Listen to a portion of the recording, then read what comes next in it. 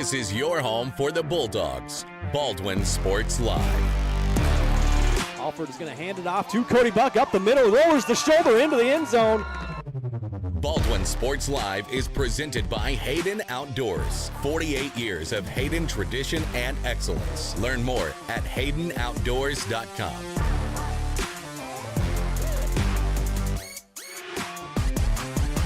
Bergen going to set up Padgett nicely.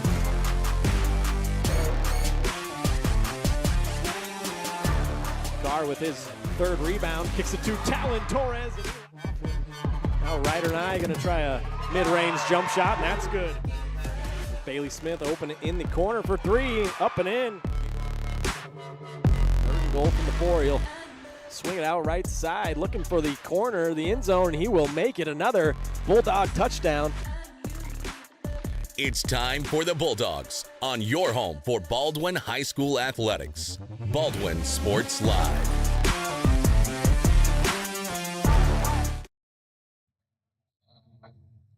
Well, good evening, everyone, and welcome to Burlington, Kansas, the site of our Week 3 high school football matchup as the Baldwin Bulldogs hit the road for the first time to take on the Burlington Wildcats. Both teams come in at 1-1 and have had similar outcomes so far this season, with one big blowout win and one big blowout loss for each squad. Baldwin took care of Iola Week 1, 46-0, but then fell to Ottawa last week, 41-6. Burlington, on the other hand, had a tough Week 1, losing at Santa Fe Trail 42-7, but rebounded last week with a big win at home versus Osawatomie 45-7. Hi, everyone. My name is Ryan Homer, and alongside me once again is Jackson Blakely, and we both welcome you in to the Baldwin State Bank pregame show as we get you set for this Week 3 matchup down here in Burlington, Kansas. It's a beautiful night for football, a little bit warm, a great crowd on hand, but we should have a whale of a football game on our hands here tonight. We'll take a quick break here. We'll come back and set this thing up from Burlington. We got the Bulldogs on the road taking on the Wildcats. So we'll be right back with the Baldwin State Bank pregame show.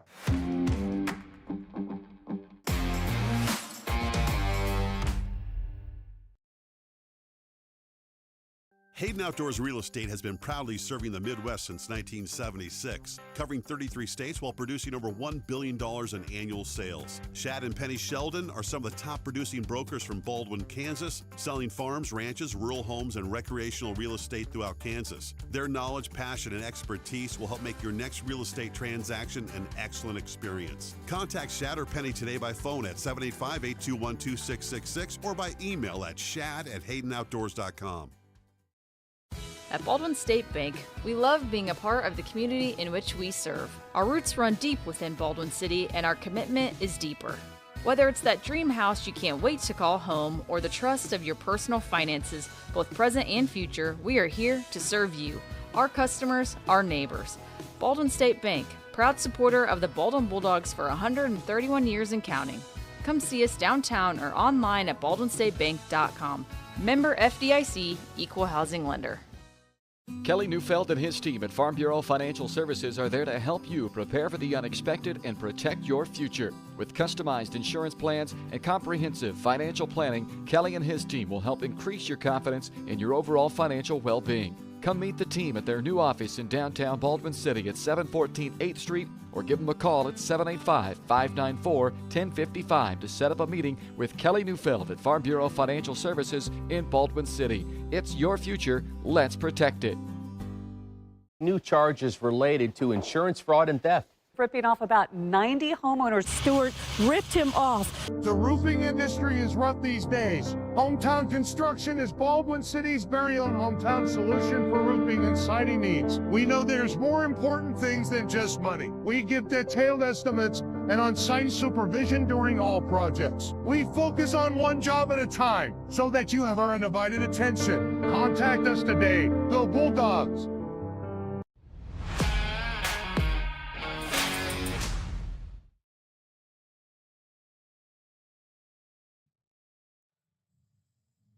Welcome back here to Burlington, Kansas. This is the pregame show, and it's brought to you by Baldwin State Bank. Personal service from people who care. That's what you get at your hometown community bank, Baldwin State Bank. Whether it's personal finances, business, money management, loans and credit, or saving for retirement, go see Baldwin State Bank. For over 130 years now, they've helped serve our community. So go enjoy a better banking experience with your friends and neighbors at the Baldwin State Bank. All right, as I bring in my partner here, Jackson Blakely, let's talk a little bit about last week for Baldwin. They took the loss 41-6. Creighton Frost scored the lone touchdown for Baldwin. It was a 1-yard touchdown run. It came on their last drive of the game.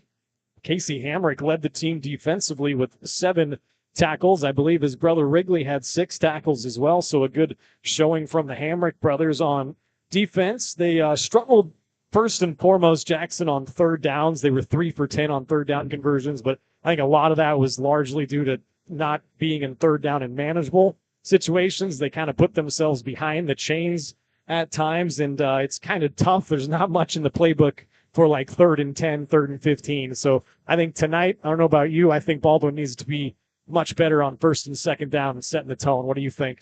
Yeah, I think it's going to be very important, especially coming off of such a fiery week 1 and then going into week 2 and having it end the way it does. We're going to have a short memory coming into this week. Recover from last week. Ottawa will be the best team Baldwin will play this year, and we just got to keep that game behind them.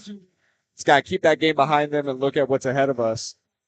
100%. No, go ahead. Another important thing is going to be early momentum in the running game. We saw the running game, the offensive line, Creighton Frost, Bryce Alford, everyone else who carried the game dominate that Iola defensive line. That's going to be very important this game. If Baldwin wants to have any sense of rhythm, that offensive line is going to have to be in tune and blocking well for Creighton Frost and all the other backs that we got in the backfield. We saw how well that played against Iola, and it really opened up the pass game, especially from play action. Third, and most importantly, limit the turnovers. Yep. 3 turnovers last week. 2 ended up in touchdowns, a fumble recovery from a touchdown, and also a pick 6. That's going to be the most important thing. This Burlington defense is +2 on the turnover margins. They've only had 2 fumbles lost throughout the season, so forcing 4 turnovers, this defense has shown that they can turn the ball over and give it back to their offense. And then let's turn it around on the Burlington side. I mentioned they got a big week 2 victory, and they dropped week 1 against Santa Fe Trail. They beat Osawatomie last week. And in terms of what they bring back from last year, they lose a lot of guys. They lose 8 players from last year that had all-league honors, including their quarterback, Chance Haig. He was a first-team all-league quarterback. They had a great receiver, too, and Brody Anderson. That's gone. And some linemen, or a couple of linebackers.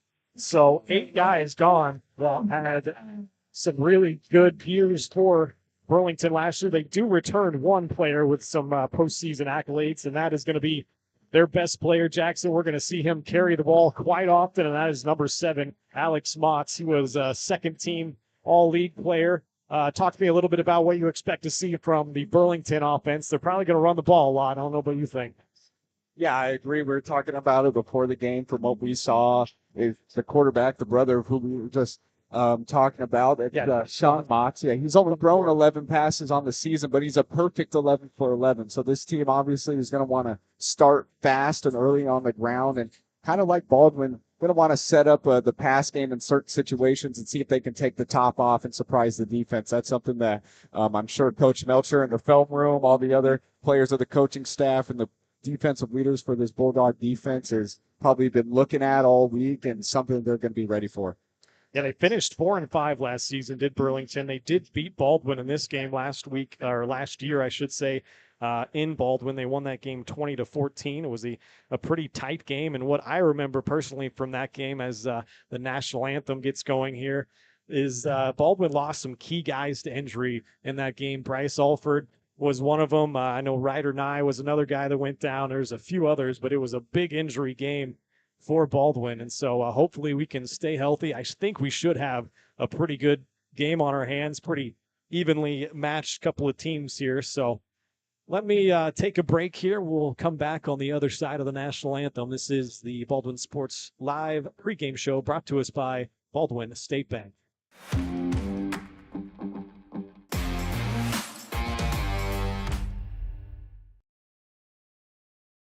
With Heartland Plumbing, you get full-service plumbing from a real plumber, not a sales guy who's just there to fix a leak. Heartland Plumbing sets appointments they hold true to, not an inconvenient block of time they might be there. With a strong reputation and years of quality service, Heartland Plumbing has the tools and the people to get your plumbing job done on time the first time. Give them a call at 913-856-5846. Serving every big town and small town around, residential and commercial. That's Heartland Plumbing, the plumber you can open your door to.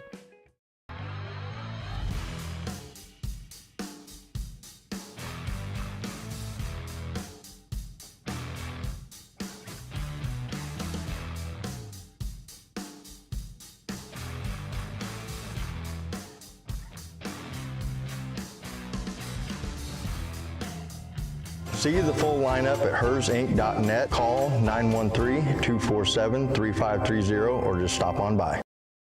Lamb Roberts Price Funeral Home is honored to be your choice when the difficult time comes to plan a lasting tribute for your loved ones. There to guide you through the process from beginning to end with each family's unique traditions and beliefs in mind. Visit lamb-roberts.com to see all of the services offered, including their online pre-planning tool, or call 785-594-3644 to visit with the caring professionals at Baldwin City's only locally owned funeral service and cremation service provider, Lamb Roberts Price Funeral Home. When it comes to building your dream home, quality matters. For residential or commercial, Jetmore Construction and Cabinetry brings precision, passion, and Baldwin City pride to every project. They specialize in complete home builds and custom cabinetry to help your dream space become a reality. For a free quote, call 785-248-0698 and follow them on Facebook to check out their latest projects. Jetmore Construction and Cabinetry. Built local, built right, built for Baldwin City.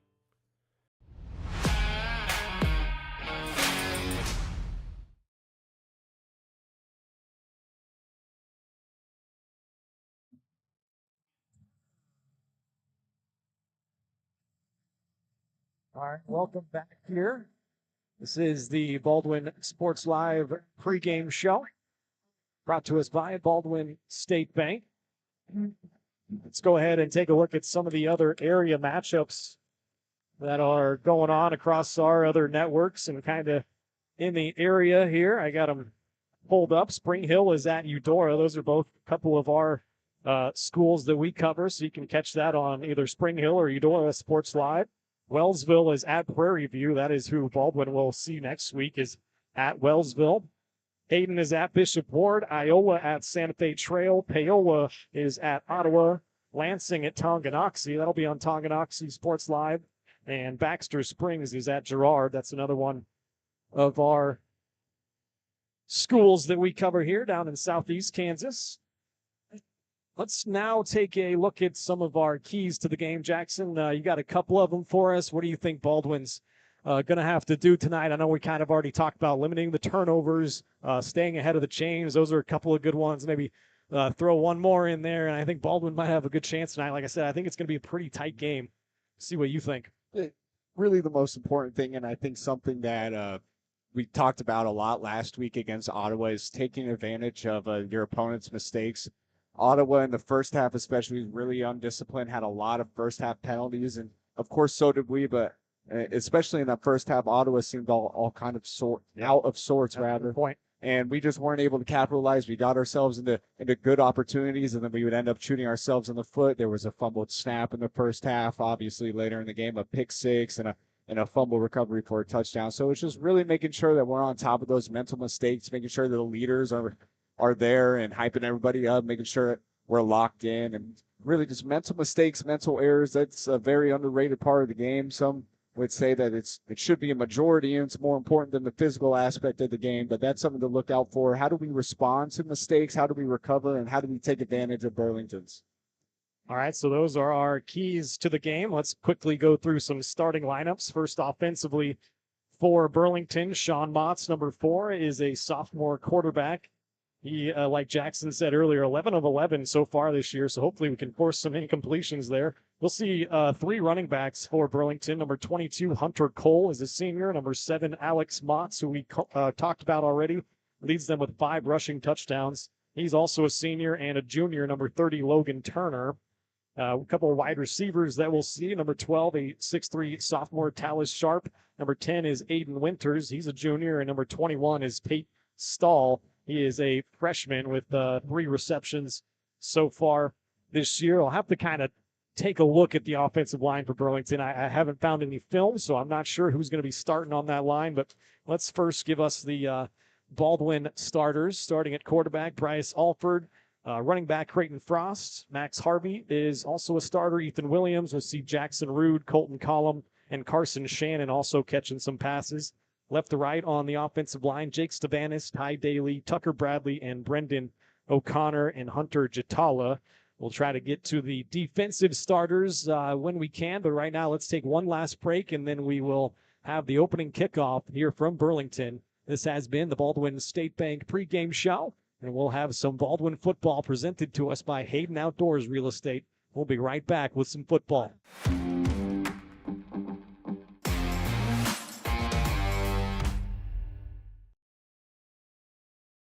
Trindle Lumber Company is the go-to stop for every do-it-yourselfer and professional contractor. They carry a wide variety of plumbing, electrical, and hardware products, along with a vast selection of windows, doors, and paint. Their full-service drive-through lumber yard has what you need for every project and offers free estimates and professional delivery. At Trindle Lumber Company, you get the right products with the best service. Stop by at 1516 South Main in Ottawa or call 785-242-8144.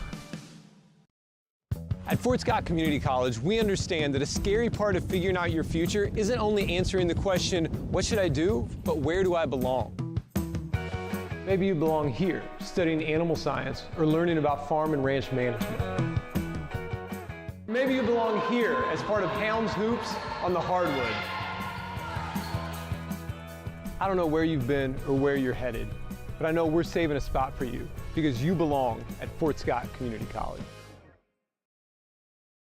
For unbeatable service, there's only one choice you can count on. Clint Davis and the team at One Choice Heating, Ventilation, and Air Conditioning have been keeping Baldwin City comfortable since 2011.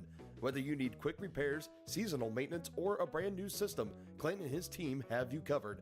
Schedule an appointment today by calling 785-393-9329 and sign up for the preferred maintenance plan for special discounts. One Choice Heating, Ventilation, and Air Conditioning.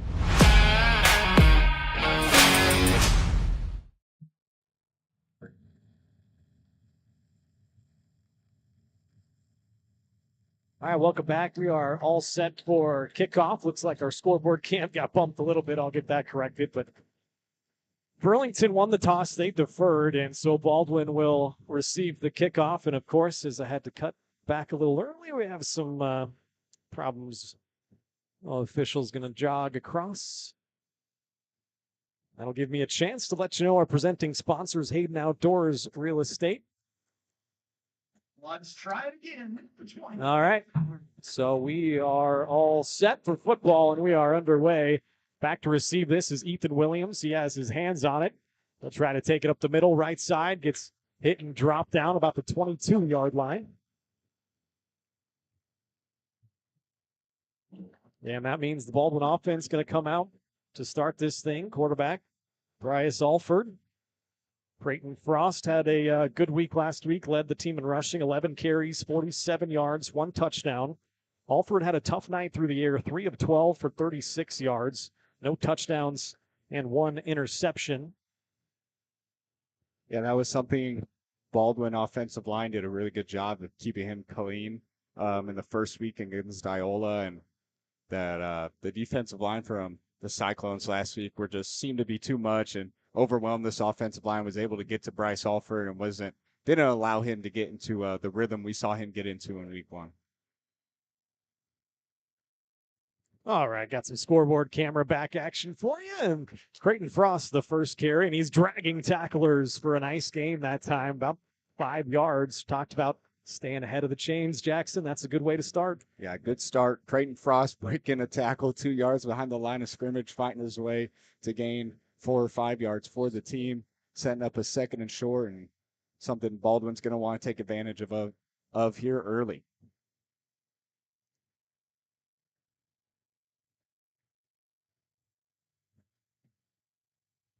Second down now. They will hand it off to Frost once again. He's got a nice hole. Almost stepped through a tackle. They got him by the shoestrings, but a first down on a nice gain there for Baldwin. Creighton Frost, you might know him as a bruiser, but when he gets the gap untouched, he has that burst of speed, and he's able to get to the second level real quick. Fortunately for the Wildcat defense, someone got their finger or their hand on a shoelace and tripped him down, because Creighton Frost does have breakaway speed, and we almost saw it there. So fresh set of downs for Baldwin. Only picked up 3 first downs in the first half last week against Ottawa. They'll send trips to the near side. Ethan Williams will go in motion left to right. Alford from the shotgun. He's going to run quarterback power right side. Runs into his own man, bounces off. Now he's going to try to reverse field this way and gets slung down there by Landon Bober, the junior, but a nice gain on first down. About 7 yards there.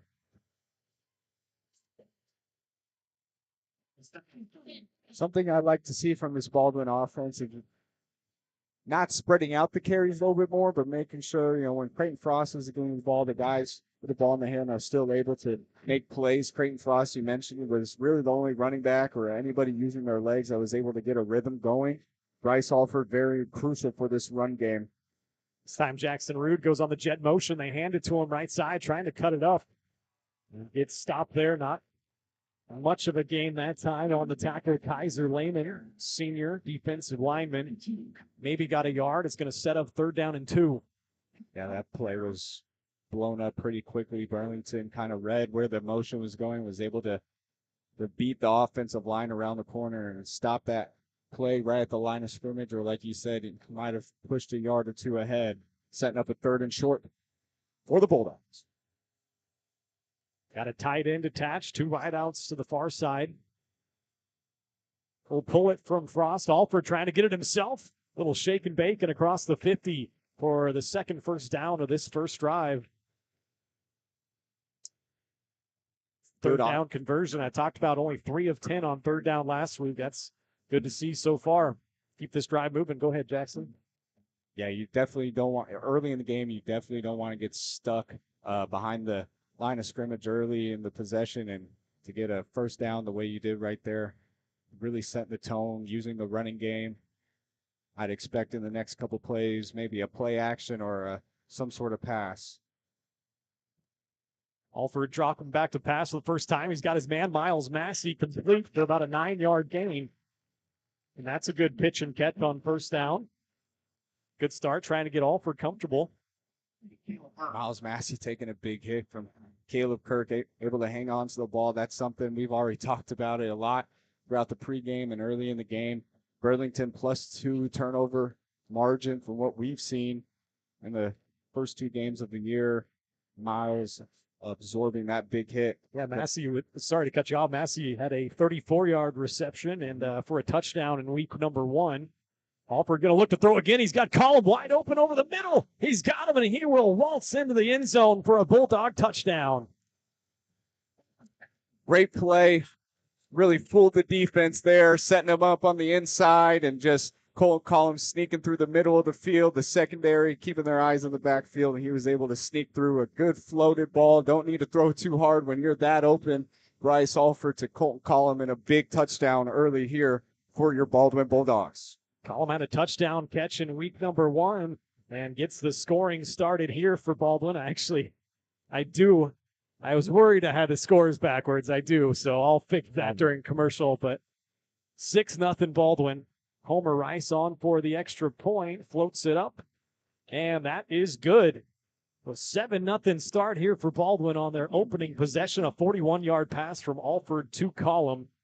And Baldwin up 7-0. We'll take a break and be back with more Bulldog football after this.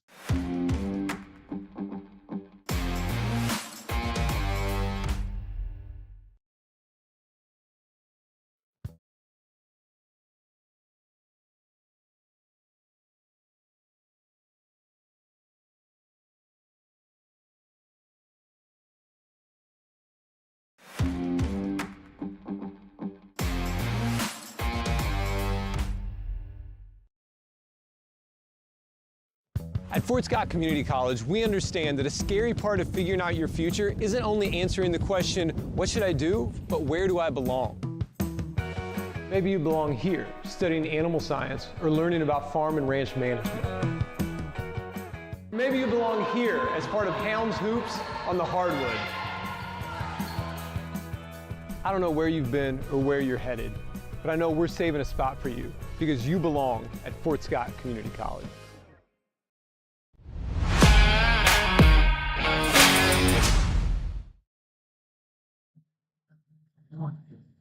Look back here to Burlington. Baldwin with a 7-0 lead here after an opening drive that went 78 yards, and they put a touchdown on the board, and they'll kick it off here to Burlington. Breaking one tackle and then gets swung down was Caleb Burke, the sophomore. That's where Burlington will start. Their first possession is the 28-yard line.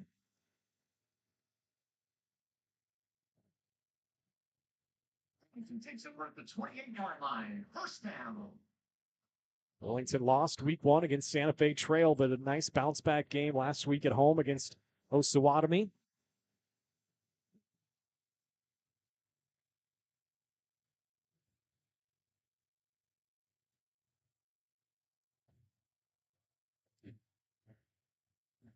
Start out in a pistol look with the fullback to his left. Couple of wideouts up top and a tight end attached. They'll run it with Alex Motz up the middle, and it gets a decent gain there, about 5 yards on first down. Brendan O'Connor was there on the stop. O'Connor and Frost, a couple of big factors on this Baldwin defense, along with Casey Hamrick, who Hamrick was the leading tackler last week.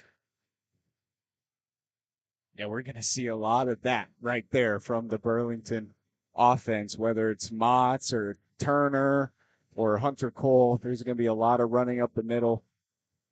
Interesting to see as that wears on the defensive line and the front seven overall. Second down, they'll hand it to Motz once more. Not much there. He is stacked up by the Bulldogs. Only a gain of a couple. Ty Daly getting up from that pile. Also Landry Quick. And one thing about having an offense that is so predicated around the run is making sure that you have that depth in the backfield. We've known all throughout all levels of football, the running backs are pretty, not injury prone, but though they tend to get hurt the most because usually they're touching the ball a lot and they're getting hit hardest and they're getting gang tackled, 7, 8 people getting on top of it, and that wears on your body over a game. So to see Burlington have as deep as a running back room as they've shown. Same thing with Baldwin. It's going to be interesting to see who will kind of win the battle of wear and tear throughout the game. A swing Hunter Cole out in motion, and Sean Motz, the quarterback, kind of tripped himself. He had some running room here on the near side. But third down is a bit of a waste there for Burlington. It'll set up a fourth down and punting situation. Great start for Baldwin. He wouldn't have it any other way. An opening drive touchdown that goes 78 yards, and now perhaps a 3-and-out.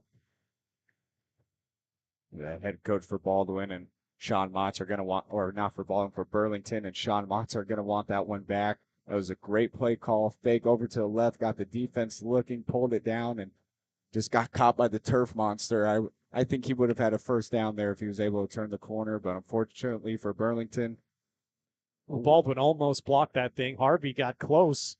It'll be received by Jackson Rude. He's going to come near side on the sideline. It's a nice return, about 15 yards or so, and he's out of bounds in Burlington territory. So good starting field position. As let's look back and take a look at that 4-yard touchdown. And for a touchdown in week number 1. Alford going to look to throw again. He's got Collum wide open over the middle. Collum was wide open over the middle, and he was into the end zone for a Bulldog touchdown. Into the end zone. Great. And that's part of, we talked about it, taking advantage of those mental mistakes. After that play, a couple coaches on the Burlington sideline got the whole defense together and just ripped into them about staying focused, making sure we know where the ball is and keeping check of our assignments. Alford going to swing it out right side. It is caught by, who was that? Wrigley Hamrick, number 12 on the reception. Wrigley has been a pretty big impact on this defense. I haven't really seen much of him in the offensive side of things, but obviously Coach Melcher changing it up a little bit, giving the sophomore some more opportunities. As I think you and I both are in agreement that he's definitely earned more opportunities to be on the field. Great. Yeah, definitely one of those players, those high-intensity players where you just try to find as many snaps on the field, offense, defense, special teams, just try to get him there. Second down now. They'll hand it off to Creighton Frost. He's going to get hit and still move forward for a couple of yards. Gets about 3 there on the carry. It's going to set up a 3rd down and 1 for Baldwin. That's what it takes to get Creighton Frost down. I don't remember the last time somebody took him down one-on-one. Yeah, maybe be a gang tackle. Yeah, maybe you start to slow him down as one, and you just hang on and hope 2 or 3 more red shirts show up, and that's what we saw there. Good defensive team play from Burlington to force a 3rd and short, and it's a big 3rd and short if Baldwin wants to get off to as fast a start as possible. 3rd down and 1. The home crowd trying to help out the Wildcats. Shotgun formation. They're going to run speed option here near side. They'll pitch it to Frost. He's got some running room, and he's out past the 30-yard line, and a 1st down to the 26. Great play set up from great blocking from the offensive line. I think it was Jackson Moose had a good block there at the bottom of the field, and really allowed Creighton Frost and Bryce Alford to get wide for that pitch exchange, and a good 1st down. Landry Quick will check in and spell Creighton Frost. Alford gets the play from the sideline. Once again, left to right across that offensive line. Stavanis, Daly, Tucker Bradley, Brendan O'Connor, and Hunter Jatala. They've been doing a great job up front so far. Also, Carson Shannon. We'll see a lot of him at the tight end position. We'll send trips far side. Alford's going to roll that way. He's looking deep. He's got Ethan Williams deep and just past the outstretched arm of Williams. A pretty good play design that time. Had Williams headed for the corner of the end zone. Alford just overthrew him a tick there. Something we didn't see much in the first 2 games from this Baldwin offense is passes over the top. We've already seen 2 opportunities to take advantage of the running game, and I think Coach Melcher sees that this defense is really looking in the backfield, looking for the run plays, and so far, a couple of great plays. We had that first touchdown on the first possession. That was another good play, just overthrown Ethan Williams there in the front of the end zone. 2nd down and 10 after the incompletion. Quick still in the backfield, 3 wideouts. They'll hand it off to Quick, breaks a couple of tackles, lowers his shoulder, runs over a man at the 20. And before he's drugged down at about the 16-yard line, that's around where the 1st down marker is. I think it's going to be 3rd down and very short, though, for Baldwin. The 6', 190-pound junior showing that whole frame, just putting that shoulder down and putting the DB through the dirt almost, and fighting hard to force a 3rd and short for this Baldwin offense. 6 carries for 46 yards last week for Quick. Alford a high snap, able to corral it. He's going to have to make something happen here, and he does get enough for that 1st down. That is a great job athletically by Bryce Alford. Gets down to the 15 and a fresh set of downs for Baldwin. Bryce Alford and Landry Quick both going for that. I think Bryce called him off and was able to somehow find 3 yards out of that in the 1st down, and now it's going to be Baldwin from around the 15-yard line.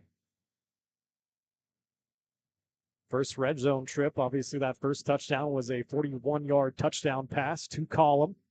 Tucker Flory and Miles Massey, the wideouts up top. Ethan Williams goes in motion. They'll fake the handoff with the throw. Now Alford's going to have to pull it down. Does a great job to get back to the line of scrimmage. Might have even gained half a yard there. Good job by the defensive line. I think that was a DB, number 21, Tate Stahl, also in the backfield there. Not biting on the fake, staying committed to the ball, and a great double-team tackle to get Bryce down right at the line of scrimmage. 2nd down now, Column and Rude, the wideouts up top. Harvey down here. They go to Column on the slant right there, and that's a great play defensively. Aiden Winters. Winters just able to sneak around the big 6'6" frame of Column, making a great play on the ball, getting his fist in there and just punching it out. It's going to be a 3rd and 10 from the 15 for your Bulldogs. Baldwin 3 of 3 so far on 3rd down conversions. This is the longest to go they have had, though. Be interesting to see if they don't get this, if they go for it on 4th down. I saw some pretty good boots from Homer Rice pregame.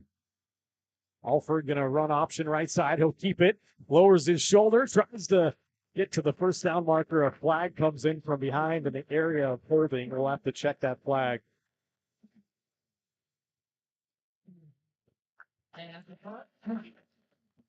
There will be a hold against the Bulldogs. That's going to back them up. 3rd down and long. Good. Jack, go ahead. Good play call there by Meltzer. Everyone kind of expecting a pass, and we ran again that kind of speed option concept. Rice keeping it. And good game. It would have been a 4th and 1, and I think I like our odds. 4th and short, we've done a pretty good job, but unfortunately just a mental mistake, a holding call, and now we're back at the 25-yard line, 3rd and 20. First penalty of the game for either squad. You mentioned it earlier, 7 penalties last week for Baldwin. Ottawa had even more than that, but Baldwin was then able to take advantage. A trip set here to the near side. Frost to the left of Alford. They try to get a man to jump off sides, and I think they did. That is some great coaching from Jeff Melcher. It's 1-1 in his Baldwin tenure here. The head coach for Burlington is Cody Carlson. He's been here for quite a spell and has a nice program here. To take a look at the stands here, it is homecoming night, but it is absolutely packed on the home side, and great traveling support from Baldwin as well. So a great atmosphere here for some high school football. A beautiful night at that. A light breeze and everything. 3rd down and 15 after the 5-yard penalty. Alford going to look to throw left side. He has a completion. I think that's Jackson Rude. And it is, but it's only out to the 13-yard line, so they cut the yardage in half. Let's see what they do on 4th down. It's also pretty good boots out of Homer Rice pregame. He was hitting, I think it was around a 35-yarder. He was getting it there pretty well. The miss seems to be a little right, but he has the pick strength. It's just making sure it's online all the way through. Yeah, it's just 4 of 8 on extra points is maybe the hesitancy, but why not let him get a chance here? We'll see what they do on the other side. That is the end of the first quarter. We'll take a break and be back with more Bulldog football after this.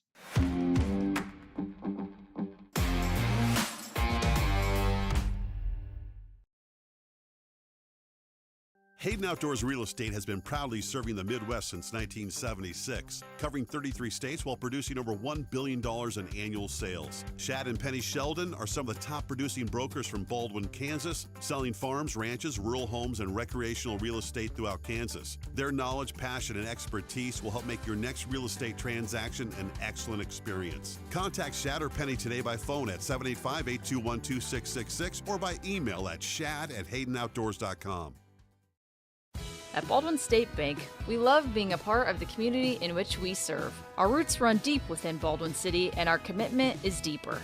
Whether it's that dream house you can't wait to call home or the trust of your personal finances, both present and future, we are here to serve you, our customers, our neighbors. Baldwin State Bank, proud supporter of the Baldwin Bulldogs for 131 years and counting. Come see us downtown or online at baldwinstatebank.com. Member FDIC, Equal Housing Lender. Welcome back here. A 4th down attempt coming up for Baldwin. Alford takes the shotgun snap. He's going to look to tuck it down and run. He has the 1st down yardage.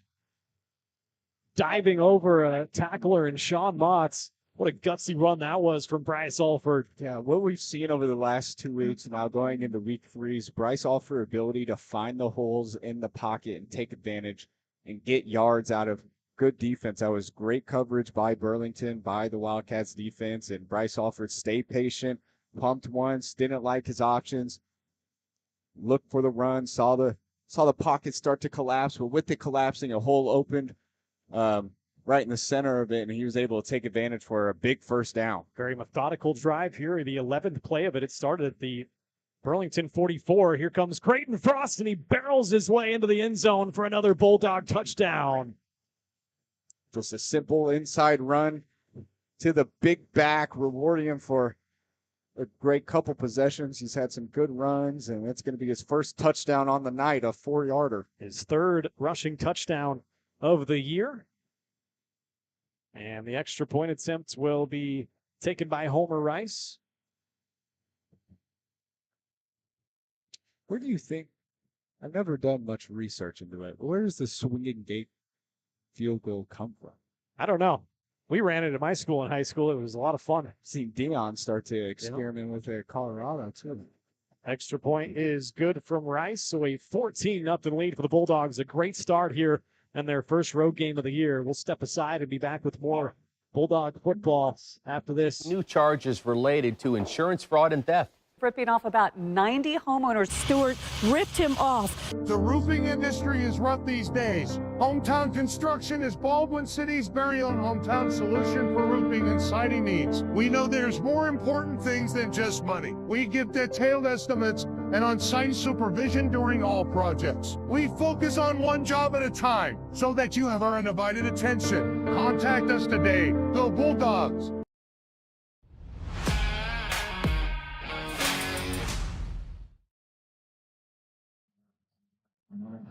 Back here to Burlington, a 14-0 lead for the Bulldogs. A great start for them. Chance now to remind you that our presenting sponsor is Hayden Outdoors Real Estate. Shad and Penny Sheldon are your Baldwin City area brokers, and they would like you to discover the Lone Star Haven.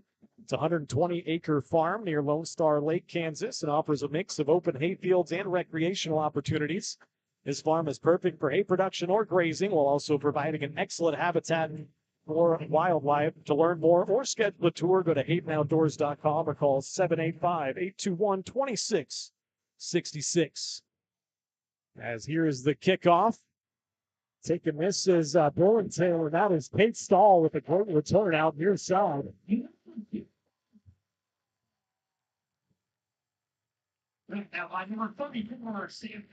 Good return and a big open field tackle. It was number 25, the junior Tucker Flory.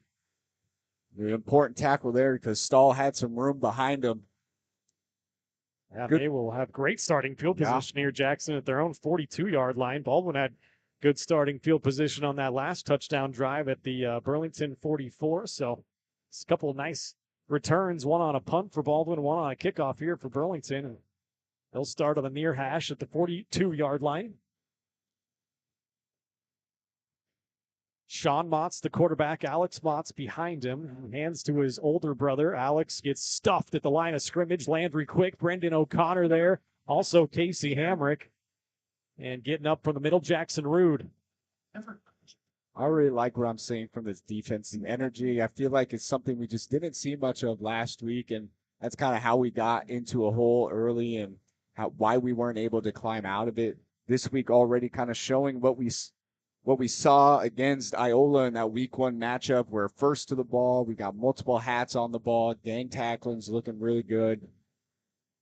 Just looking to continue that the early success here that Baldwin has had on both sides. You can tell the intensity. I love seeing that from the boys jumping around, excited for one another and running to the football. That's something the Dogs have done really well.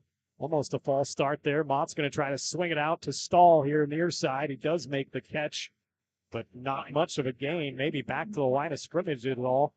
Tucker Flory forced him out of bounds. We mentioned before the game, Sean Motts is 11-11 going into this game. Not going to expect very many balls through the air. But when you do from Burlington, that's where you're going to see a lot of quick swing routes and screens, maybe some drags and slants over the middle. You're not going to see a lot of shots over the top. If they do, it'll be a surprise to us, and it'll likely be a surprise to the defense. So definitely look out for something like that if you're this Baldwin defense. Bulldogs forced a 3-and-out on the first drive. Here they have a 3rd down and 10. Can they hold them again? They'll spread everybody out. Nobody in the backfield with Sean Motts. He'll throw right-sided as well over the head of his intended target, Alex Motts, and incomplete. And perhaps another punt coming up here for Burlington. Just looked like a little bit of miscommunication. Looks like the Alex Motts, Alex Motts cut the route maybe a couple of yards shorter than where Sean was expecting it. Even if he catches that, it's going to be a tough play. Yeah, it would have been a tough play, right but at least you're giving yourself a chance. But, of course, a mental mistake.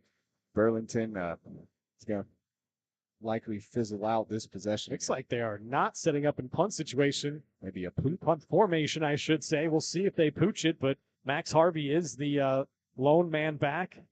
And Coach Melcher is going to call a timeout. Yeah, I think that he fully expected them to punt that football, but on a 4th and 10, it's kind of surprising they come out in their offensive set, Jackson. I think Coach Collins, Carlson. Yep, Cody Carlson. Carlson kind of tricking the little gamesmanship there, kind of setting up in a pooch situation. But from the snap, thankfully, Coach Melcher taking the timeout because it didn't look like they were going to punt the ball after the snap. But luckily, he gets the timeout off the floor. Burlington's able to inflict any damage, and now both teams kind of able to get their wits about them here. Baldwin Sports Live is brought to you in part by Rice Precision Manufacturing, a family-owned company right in Baldwin City that services many different industries, from food processing to heavy and light industrial, oil and gas, and many more. It's a perfect place to start your next career. You can find out more by emailing jobs@rice-precision.com. So here we go, 4th down and 10. We'll see if they do, in fact, go for it or if it is a pooch punt. Baldwin has nobody back right now. They are in defensive formation. Trying to maybe draw them off sides and then perhaps pooch punt this thing. And then a false start's going to back them up 5 yards. I think what they're trying to do is, I think what we saw on the first before Coach Melcher called timeout is if Baldwin lined up in a punt-like formation, they would have been playing 11 on 10 there at the line, and maybe they would like their odds against that. I think the second time around, we lined up in a full 11-man, and not in the box, but playing defense, guarding up, and that kind of confused the Burlington offense. And we saw Sean Motts looking over at the sideline, and obviously the false start as well. So that backed them up 5 yards, and now they will be in punt formation. Max Harvey is the deep man. They get it away, and that's Tate Souter, the punter. It's angled out of bounds. It will be more pretty good starting field position for Baldwin at their own 34-yard line is where their third drive will start out. 2 touchdown drives so far. They had a 7-play, 78-yard drive, and then an 11-play, 44-yard touchdown drive. First one was a 41-yard pass to Collum, and then the second touchdown, a 4-yard touchdown run from Creighton Cross. See where they go here on possession number 3, but so far, both sides of the ball, you couldn't have scripted this much better if you're Baldwin coming in your first road test of the season. Yeah, you score on your first 2 possessions, you can get stops on your first 2 possessions on the other end. Got to be a good feeling, but Baldwin has to continue this momentum 1 possession at a time. First down, Alford going to tuck it in and run. Makes a man miss at the 40. Now he's got some running room out left side. Miles Massey putting a good block in ahead of him. And well into Burlington territory is Bryce Alford on a big run and a big gain for Baldwin. And that's part of the reason why it's so important to get someone like Creighton Frost and those other backs off to a false start or a fast start, because then the defense is going to start keying in on those guys. You fake the handoff. Bryce Alford looks off the edge defender, makes a great move up the middle of the field, and gets a big gain for this Baldwin offense, setting up another first down in Burlington territory. The Wildcats 35-yard line, a first down and 10. Looking to throw right side. Alford's looking deep. The corner. He's got Jackson Rude. Can he make the catch? He does. Into the end zone. Touchdown, Baldwin. A big play, 2 big passes over the top early for this Baldwin offense. We didn't see much of that in the first 2 games, but here early against Burlington, Coach Melcher showing that he's willing to open up the playbook a little bit, take those deep shots for your quarterback who you trust so much. And Jackson Root going up, making a great play right in front of the end zone, and another big point-scoring possession for Baldwin. A 2-play touchdown drive, that time a 35-yard pass from Alford to Jackson Rude. The extra point is good, and that makes it 21-0. Let's take a look at that replay. This is phenomenal stuff from Alford. Couple of hitches, throws it right on target, and Jackson Rude into the end zone. Baldwin having some fun here early. We'll take a break and be back with more Bulldog football after this. Kelly Neufeld and his team at Farm Bureau Financial Services are there to help you prepare for the unexpected and protect your future. With customized insurance plans and comprehensive financial planning, Kelly and his team will help increase your confidence in your overall financial well-being. Come meet the team at their new office in downtown Baldwin City at 714 8th Street or give them a call at 785-594-1055 to set up a meeting with Kelly Neufeld at Farm Bureau Financial Services in Baldwin City. It's your future. Let's protect it.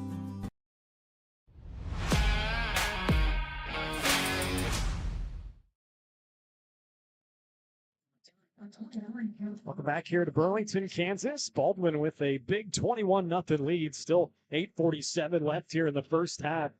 3 straight touchdown drives. Got 2 passes from Alford and a touchdown run from Cross. They have forced 2 3-and-outs defensively. A great start here for Baldwin.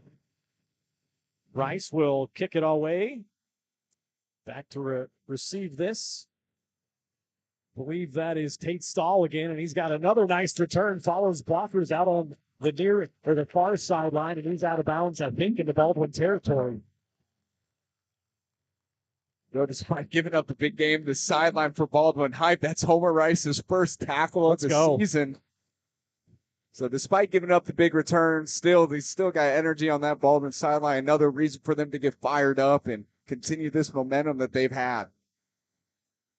Another good kick return there for Burlington. The Wildcats are going to start on the plus side of midfield in Bulldog territory at the Baldwin 49.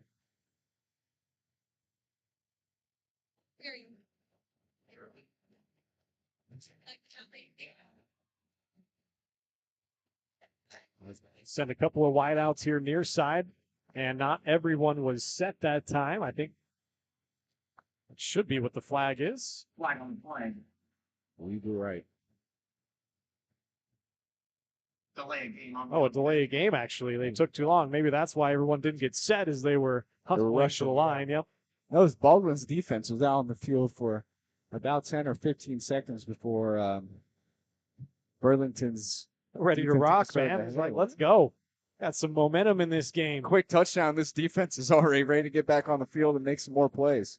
So we'll back him up. First down and 15, and blown up in the backfield that time. That was Hunter Barnhart. Number 7, Alex Motts on the carry. What a play, shoots through. It was almost like he was untouched right off the snap. Put his helmet right straight through his chest, drives him to the ground. A 2-yard loss and a slow start to this possession for Burlington after such a great return past half field. They're already back second and 16 at their own 45. Saw Ian Bryan check in for Taylor Wilson on that linebacking core. Yeah. Tucker Flory, Casey Hamrick, Jackson Rude in the secondary, along with Wrigley Hamrick, Frost O'Connor, a couple of the linebackers. Motts gets pressure up the middle. He has to get flushed left side. That was O'Connor coming in on a free fire blitz. Throws it out of bounds, and a 3rd down and long again here for the Wildcats. We saw this happen to Baldwin last week, but when you have a team that relies so strongly on the run and you're not able to get off to a fast start, and the opposing team is, you're putting yourself in a situation where you have to put the ball in the air, going to have to make big plays, and that's something that Burlington so far throughout the season just hasn't shown that they have been able to do. Like we said, only 11 passes for Sean Motts before the game. So throughout this game, if Baldwin's able to kind of expand that lead, be interesting to see how Burlington's going to be able to recover if they can. Yeah, no, this is tough, especially for teams that run the football. You're right, is when you get down early, kind of forced to pass a little bit more. Baldwin's got him right where they want him. Mott's going to look to throw deep down the left side, looking for his older brother. Oh, man, good coverage there. And Tucker Flory, I thought. Maybe a little bit too handsy. Man, they're going to throw a pass interference flag. And that's going to give Burlington their first down. Tucker Flory maybe a little too handsy there on Motts. I know Motts is getting back at you, but maybe just a little bit extra pushing, a little extra push right as that ball was coming out that we didn't see, but it's the second Baldwin penalty. Each team now has 2 of those.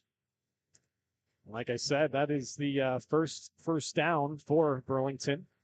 Comes off a penalty.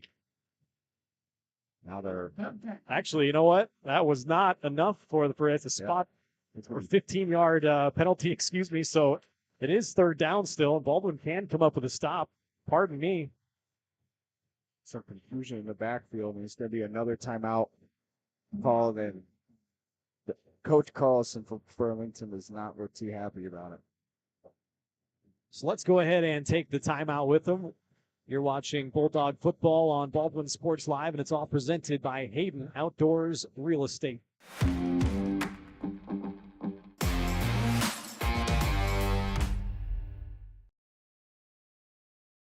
Dr. Philip Harvey at Oral Surgery Kansas is a proud supporter of the Baldwin Bulldogs. Dr. Harvey and his staff wish all of the Bulldogs the best of luck this year as you continue to make Baldwin City proud.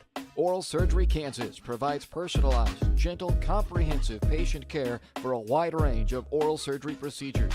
To learn more, visit oralsurgerykansas.com or call 785-843-5490. Oral Surgery Kansas, cheering on the Baldwin Bulldogs. Trindle Lumber Company is the go-to stop for every do-it-yourselfer and professional contractor. They carry a wide variety of plumbing, electrical, and hardware products, along with a vast selection of windows, doors, and paint. Their full-service drive-through lumber yard has what you need for every project and offers free estimates and professional delivery. At Trindle Lumber Company, you get the right products with the best service. Stop by at 1516 South Main in Ottawa or call 785-242-8144. Welcome back. A 3rd down and short and stuffed behind the line of scrimmage that time. Baldwin not having any of that. That's going to be a loss of maybe a yard. I think that was Brendan O'Connor. Ty Daly, Hunter Barnhart. I mean, name the whole defensive line there, and you'll probably see him at the ball. That's a big play from this Baldwin Bulldog defensive line, from the defense in general. And now an interesting decision for Burlington. 4th down, and we'll call it 3. They did show last possession they're not afraid to set up to go up for 4th down. I wouldn't be surprised to see if they go for it. Looks like that's what they're going to do. All right. Lining up under center is Motts. They got a full house in the backfield. One wideout split here near side. Turn, fake the handoff, run a bootleg, and Frost forced him outside, and he gets cleaned up by Landry Quick. Baldwin comes up with a big stop on 4th down and a turnover on downs for Burlington. Number 15, the junior Landry Quick. He had a big run earlier. He had that truck stick on the DB. But we've said his name a lot the last couple weeks. Yeah, last year he didn't quite get a lot of playing time. This year, Coach Melcher has put some faith into him, and it just feels like over the last 2 games, he's earned his way more and more onto the field. He's earned more snaps, and we've seen him provide here early now on both sides of the ball here for Baldwin.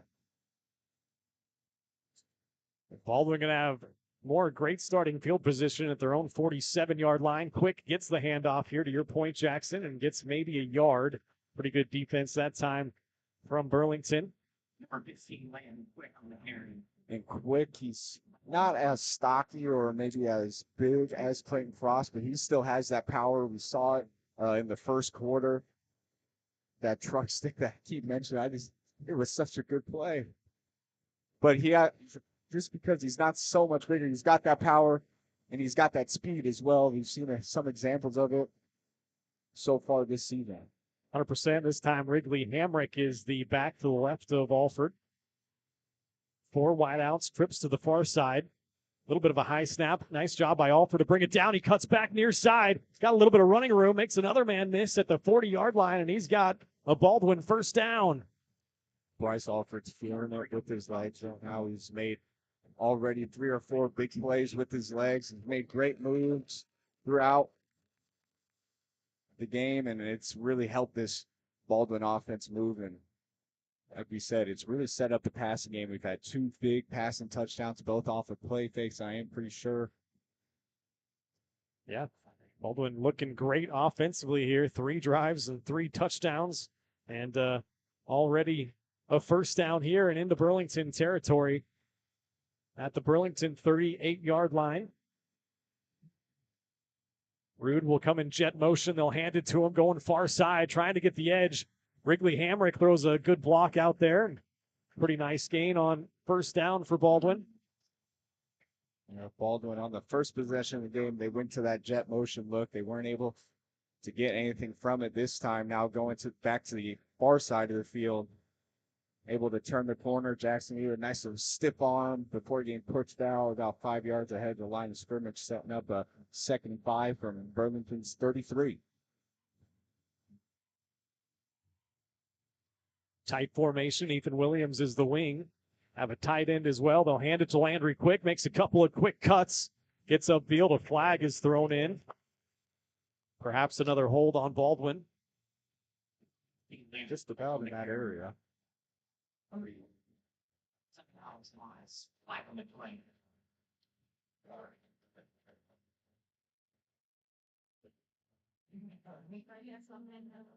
Looks like they're pointing towards Baldwin.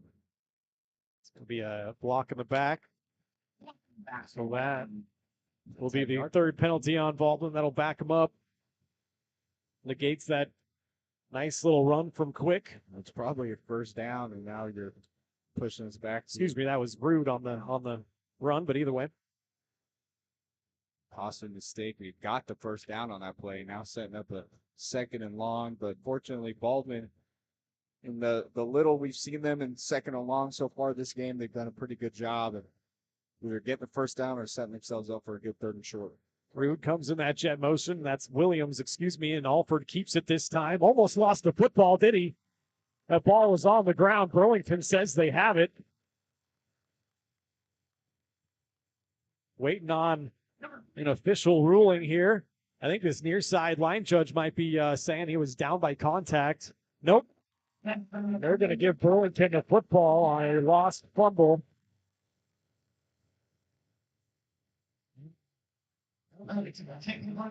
So that is the first big break for Burlington in this game. Haven't got much going. Baldwin turned it over 3 times last week. That's their first turnover here tonight. We talked about it before the game, making sure we're not giving the ball back to the opponent. So far throughout this game, Burlington has had very little momentum going in their favor. This is really the first big play that they've made in the game, and they're going to want to build off that, especially through their senior leader, Alex Motz. See if that is a momentum swinger in this game. First down and 10 for Burlington. Baldwin showing blitz up the middle. They'll turn and toss it here near side. And making the play, first of all, was Casey Hamrick. Brendan O'Connor comes in to clean things up. Max Harvey got involved there too. Was Hunter Cole on the run out here? Good play again. I mean, we're seeing a lot from what we saw from Baldwin in week 1. A lot of energy. First hats to the ball. We got multiple bodies to the ball. The gang tackling is great. One-on-one tackling so far has been pretty stellar. But Burlington coming off of a big turnover. They don't want to come off empty-handed this possession. They want to get back in the game.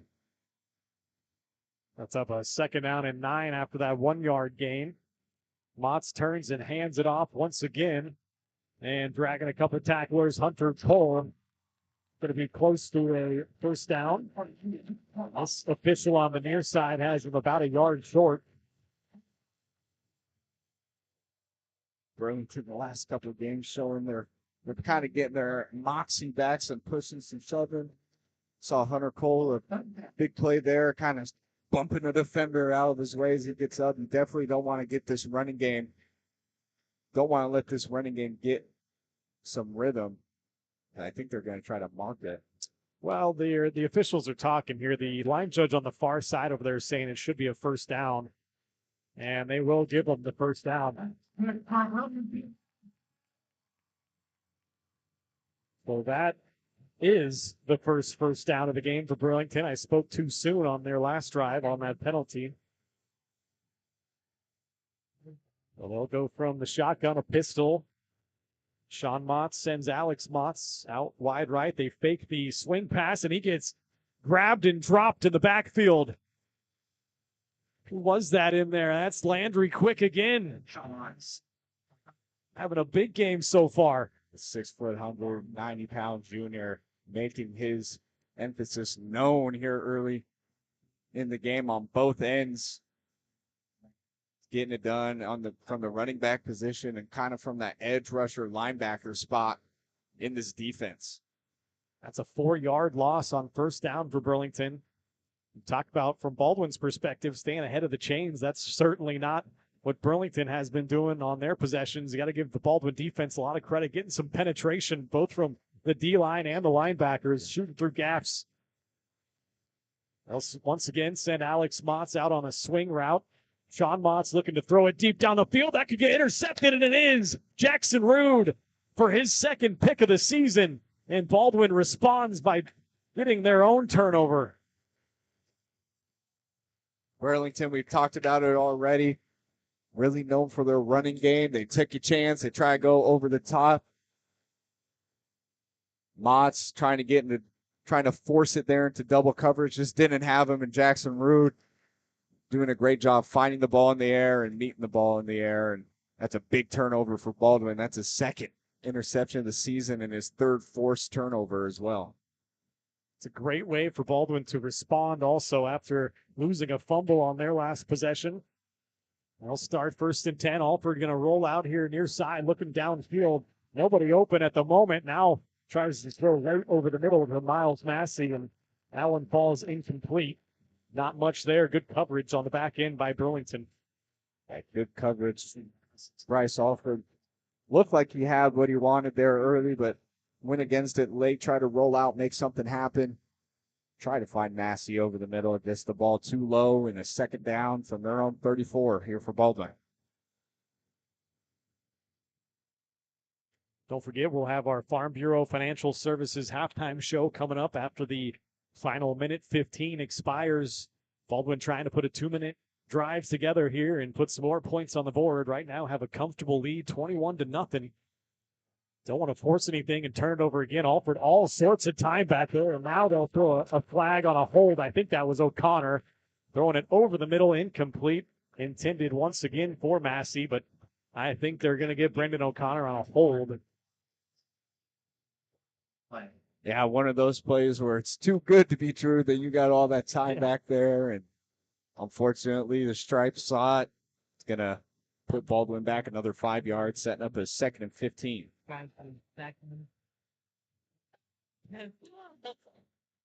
We'll actually see. I think it's there should be a 10-yard penalty from the spot of the foul usually, but that'll set Baldwin back behind the chains at their own 24-yard line. They need to get to the 44, so 2nd down and 20.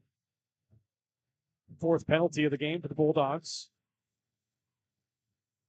64 seconds remaining here in the first half. They'll hand it off to Big Creighton Frost, trying to force open a hole in the middle. Does a nice job getting about 7 yards on that 2nd down play. Still a 3rd down and very long for Baldwin. Got 50 seconds left here in the first half. I have a feeling Coach Melcher is just going to want to bleed this clock out. Maybe take one more shot over the top. If we have it, we'll take it. It's kind of what we saw in the first 2 plays of that possession there, but I don't expect to really see anything flashy here. And looks like they will just wind down the clock. 6-second difference between the play clock. You're sitting down before this game and you're scripting out how it's going to go and how you want it to go for Baldwin. It couldn't have gone much better. They did have that one fumble, the one turnover, but man, 3 straight touchdown drives and 3 straight 3-and-outs almost. The third one was a 4-and-out as it was a turnover on down, but I think that was Frost again on that carry. We got about 5 more yards. But looks like the clock will expire, and both teams going to head to the locker room with a great first half for Baldwin as they get out to a 21-0 lead over the Burlington Wildcats in their first road test of the year. We'll take a quick timeout here, and we'll come back with our Farm Bureau Financial Services halftime show. This is Bulldog football presented by Hayden Outdoors Real Estate.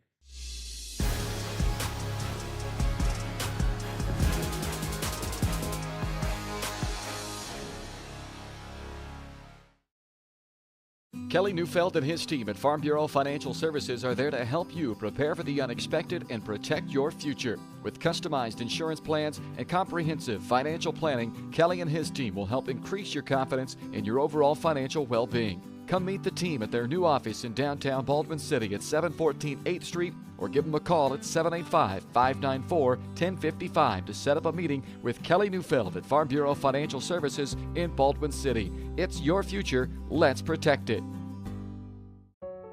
Charlie was born at LMH. We had a great team of nurses. Not only did they check in on us regularly, they always asked if we had questions, always made sure that we understood what was going on.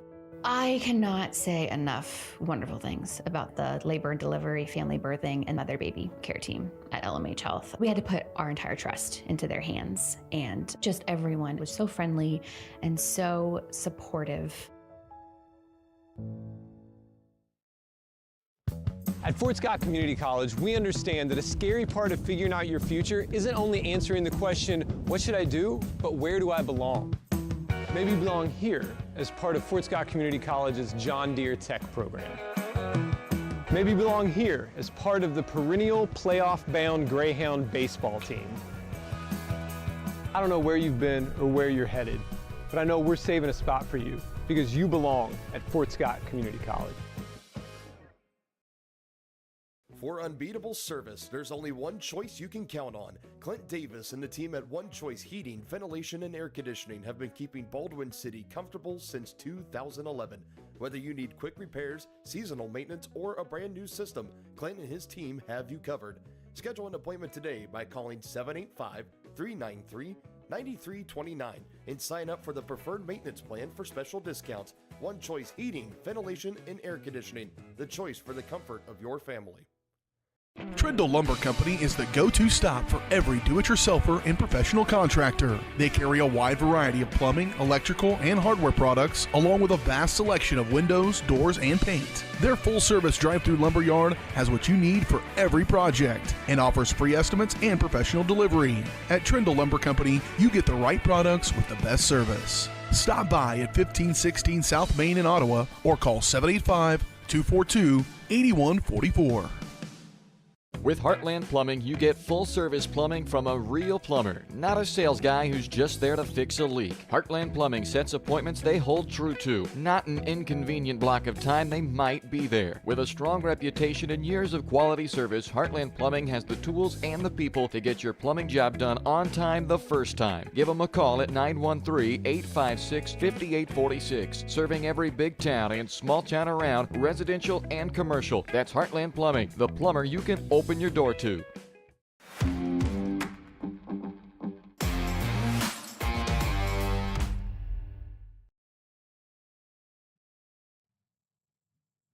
Here to Burlington, Kansas. We have made it to the half, and this is the halftime show. It's brought to us by Kelly Neufeld at Farm Bureau Financial Services in Baldwin City. If you're looking for personal service from a local agent, then Kelly Neufeld is your guy. Give him a call at 785-594-1055. Kelly and his team are proud supporters of the Baldwin Bulldogs, and they would love to support you in your financial future as well. Farm Bureau Financial Services, it's your future. Let's protect it. Time now to take a recap of the first half. Baldwin, their drives offensively couldn't have started much better. Their first possession was a 7-play, 78-yard touchdown drive, capped off by a 41-yard touchdown pass from Alford to Collum. Extra point from Rice was good. Their second possession was an 11-play, 44-yard touchdown drive, and it was capped off by a 4-yard touchdown run by Creighton Frost. Extra point was good as well. Possession number 3, a quick 2-play touchdown drive that was capped off by a 35-yard pass from Alford to Rude. Again, the extra point was good. Homer Rice looking good, 3 for 3 on PATs here tonight. Their next possession, unfortunately, ended in a fumble on the fourth play of that drive. The one kind of blemish for Baldwin, I think, in that first half, had a couple of big kick returns, but other than that, Baldwin looked pretty great. And then just 3 plays there in the drive right before the half. Not going to count that one against Baldwin. But for Burlington, they have been stopped up by this Bulldog defense. A couple of 3-and-outs to start things on their first 2 drives, and then a turnover on downs. Had yet to get a first down through their first 3 offensive possessions. They finally got one in their 4th possession, but their 4th play ended that drive, and it was an interception by Jackson Rue. That's his 2nd of the season and his 3rd turnover he has got of the season. So let's take a quick break once again here on the halftime show. We'll come back and we'll have our Baldwin sports update. We'll take a look at some of the other sports going on this fall around Baldwin, including girls golf and boys soccer, girls flag football. We'll have all of that on the other side. This is the halftime show brought to us by Farm Bureau Financial Services.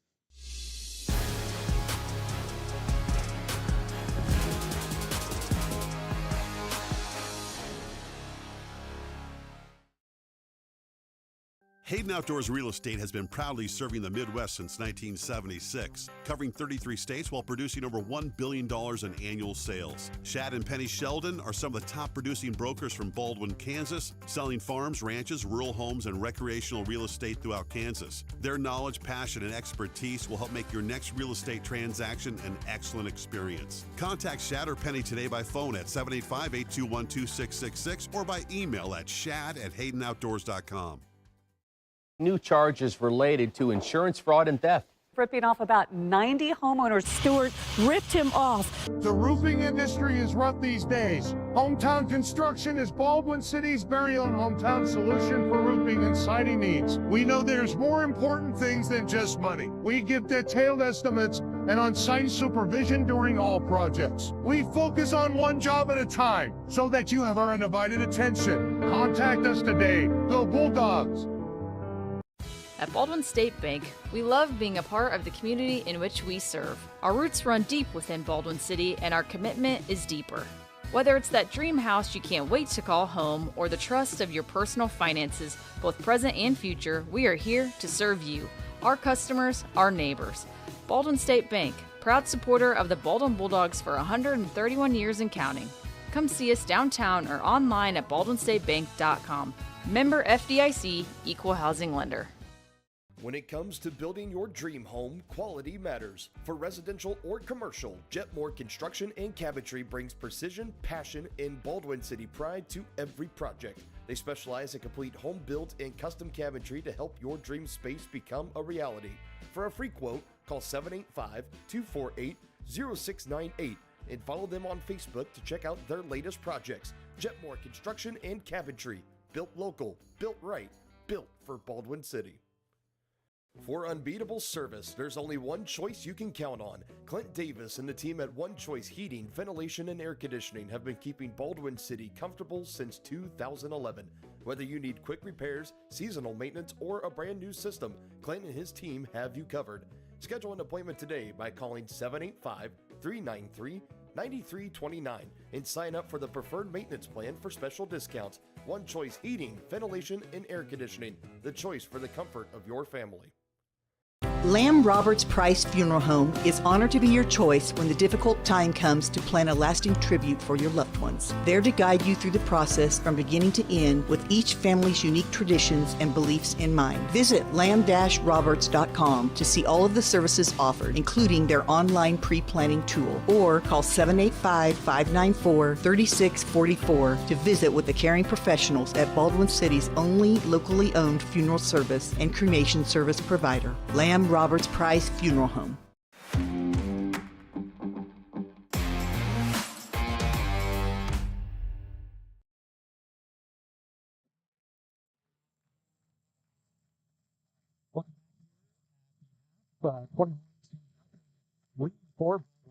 At the half, this is the halftime show brought to us by Farm Bureau Financial Services. Time now for our Baldwin Sports Update, where we take a look at some of the other fall sports going on.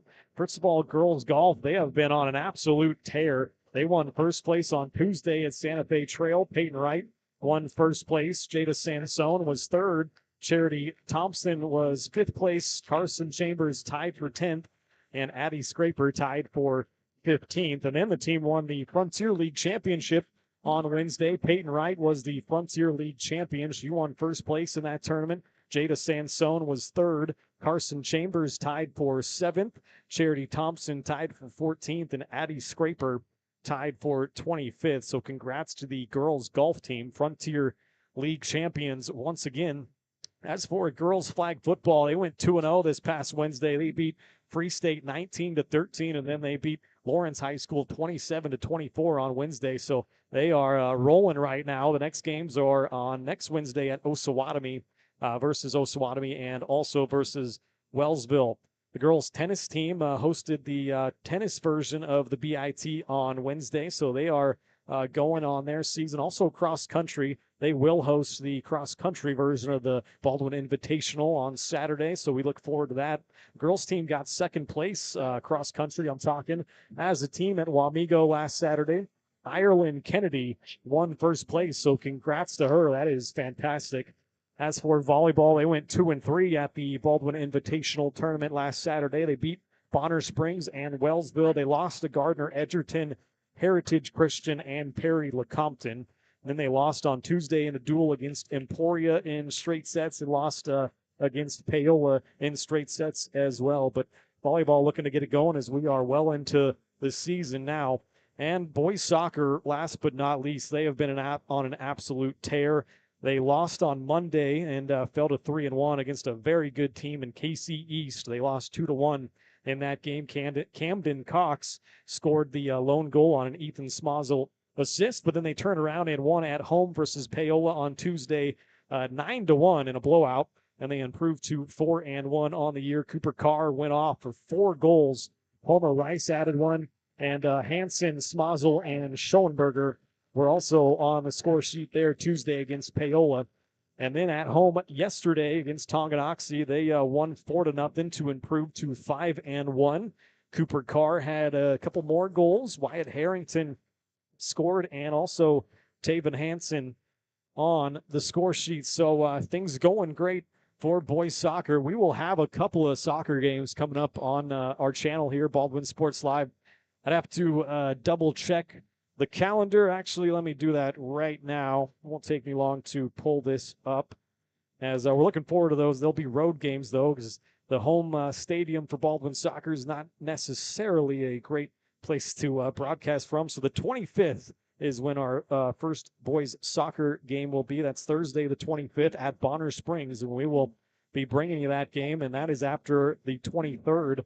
On Tuesday next week, we will have volleyball, so those will be our next broadcast. Tuesday, volleyball against Bonner Springs, and then Thursday at Bonner Springs for boys soccer, and then next Friday night, we'll be right back on the gridiron for the football game at Wellsville. So that's our Baldwin Sports.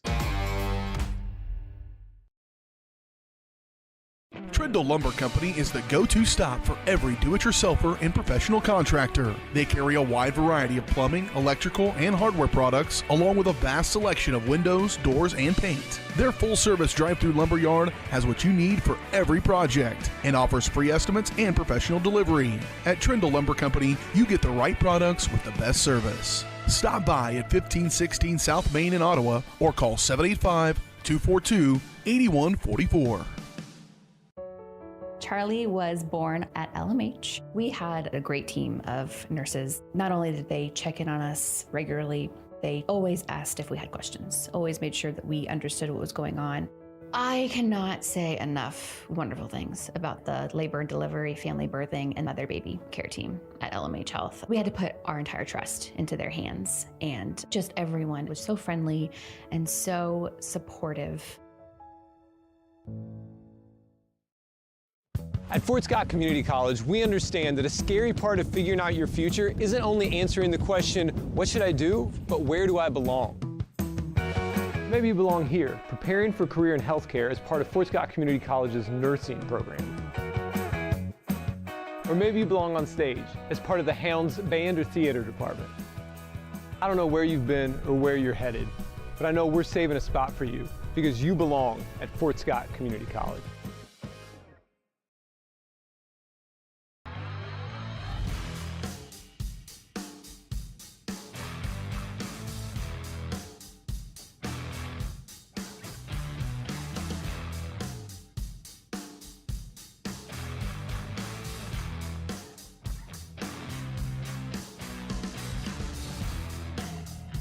See the full lineup at hersinc.net. Call 913-247-3530 or just stop on by.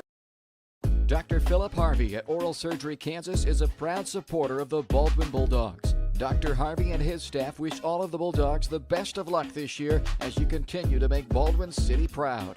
Oral Surgery Kansas provides personalized, gentle, comprehensive patient care for a wide range of oral surgery procedures. To learn more, visit oralsurgerykansas.com or call 785-843-5490. Oral Surgery Kansas, cheering on the Baldwin Bulldogs. With Heartland Plumbing, you get full-service plumbing from a real plumber, not a sales guy who's just there to fix a leak. Heartland Plumbing sets appointments they hold true to, not an inconvenient block of time they might be there. With a strong reputation and years of quality service, Heartland Plumbing has the tools and the people to get your plumbing job done on time the first time. Give them a call at 913-856-5846, serving every big town and small town around, residential and commercial. That's Heartland Plumbing, the plumber you can open your door to.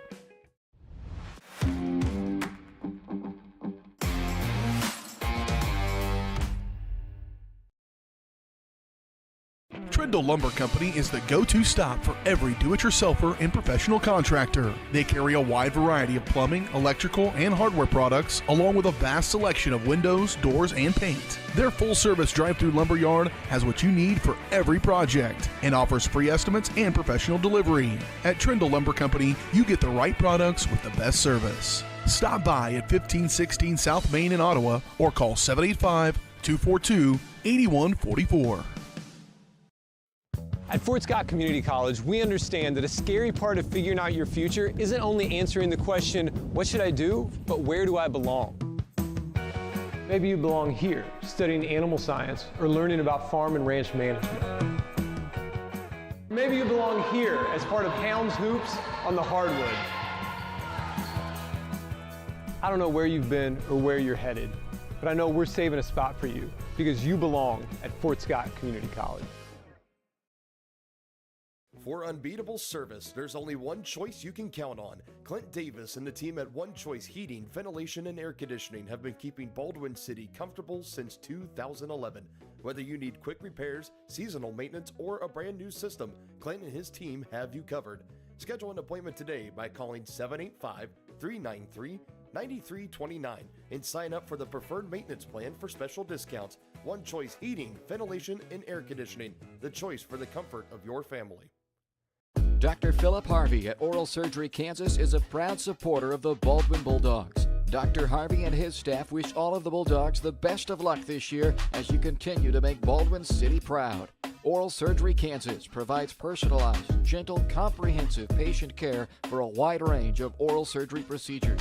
To learn more, visit oralsurgerykansas.com or call 785-843-5490.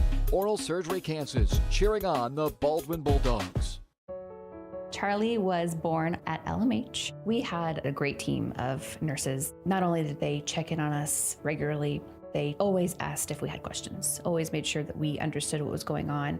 I cannot say enough wonderful things about the labor and delivery, family birthing, and mother baby care team at LMH Health. We had to put our entire trust into their hands, and just everyone was so friendly and so supportive.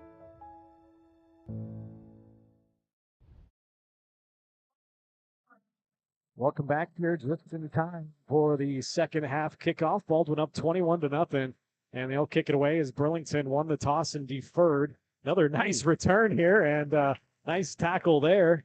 That knocks Holloman. Yeah, it is. The 5'10", 145-pound freshman making an impact, making the best play on special teams Baldwin's made. Burlington, had two big kick returns so far. But nice play there by the freshman, and that gets us started. Once again, the halftime show was brought to us by Kelly Neufeld and all the great people at Farm Bureau Financial Services. Give them a call, 785-594-1055. It's your future. Let's protect it. So Burlington going to start the second half here from their 26-yard line. 2 punts, a turnover on downs, and an interception in the first half, and possibly a false start. Okay, false start here. Could be their third penalty. It's going to be the left tackle, number 80, Jake Leeser. tight end rather than left tackle. Just half a second.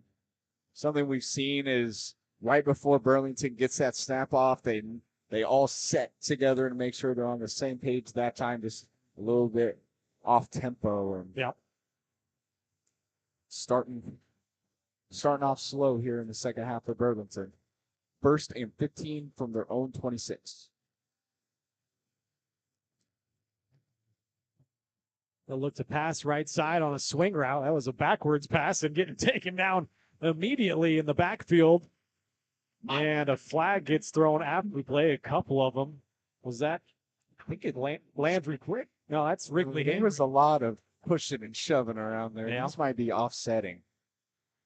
Burlington might want to make this game a little bit chippier and work their way back into it. Baldwin's got to be careful.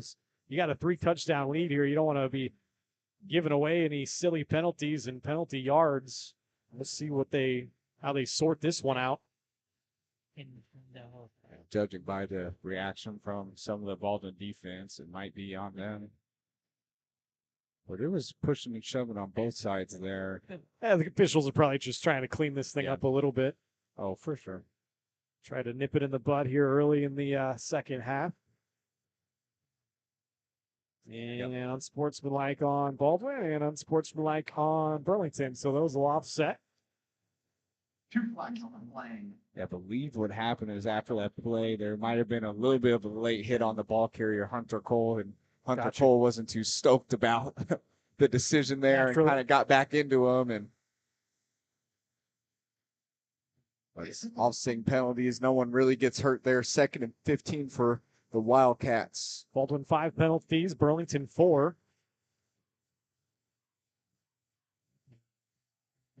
Ooh. Quick run up the middle. Nothing there. No, who was that?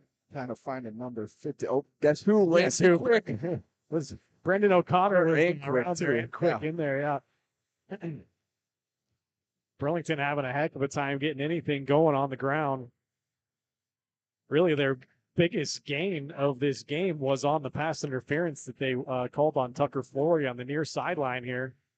Put him in a 3rd and short situation. They couldn't convert. Turned it over on downs. 3rd down and long here.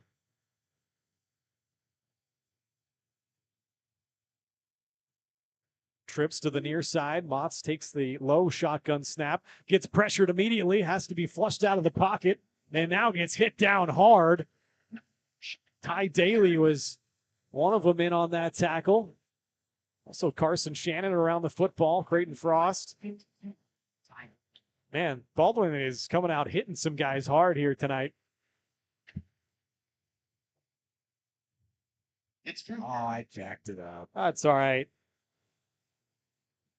Go the whole first half, Jackson. See if I can get the scoreboard cam back. And other was searching. Yep. Hey. It's close. It's close. Look at that. Almost. We're going to chalk that one up to Jackson as Burlington, a high punt. Oh, we try to throw it. Or a high snap on the punt. He just throws it away out of bounds. That's intentional grounding, is it not? He was near the end zone. We got a lot going on up here, Jackson. I'm trying to get the scoreboard set. We got a high snap on a punt. My goodness. Okay, it's on the. His punt rush so far throughout this game has done a pretty good job of getting to the backfield. That's 3 times now that the punt rush has pretty much made it to the ball. So they wait a second. Did they decline the penalty? That's a loss of down penalty, so it should just tack on yardage. I don't know, man. It's a wild start to the second half here, so we'll just call it a turnover on downs on the punt attempt. Bad snap on the punt. Ball went straight up and then And up the middle that time, that was big Creighton Frost. It's a pretty nice gain of about 8 yards there. Baldwin in the red zone. Creighton Frost, if you're not able to you make contact with him within the first yard or two at the line of scrimmage, you're going to have a real hard time getting him down around there. He's done a really good job of getting those chunk plays, those 5, 6, 7 yard gains. Once again, Frost to the right of Alford. Alford takes the snap. They'll hand it to him again. Jumps over the pile.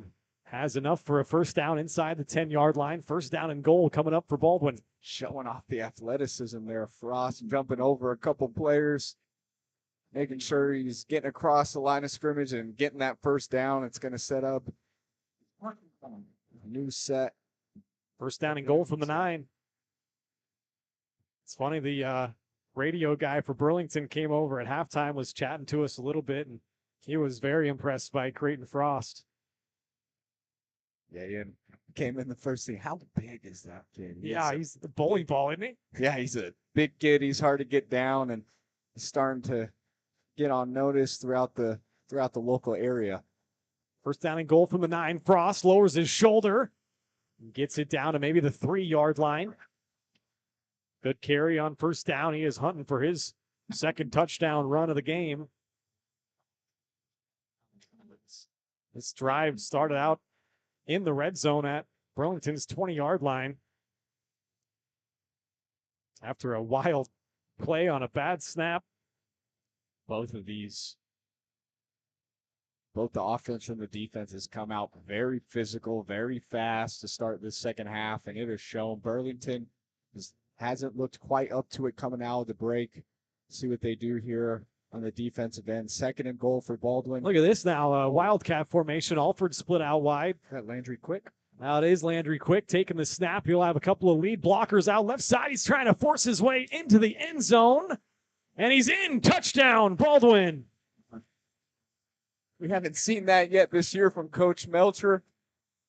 Wildcats. Oh, man, it's going to come back on a hold. I did not see the flag. I actually still don't see the flag, Jackson, but they picked it up quick. Yeah, okay.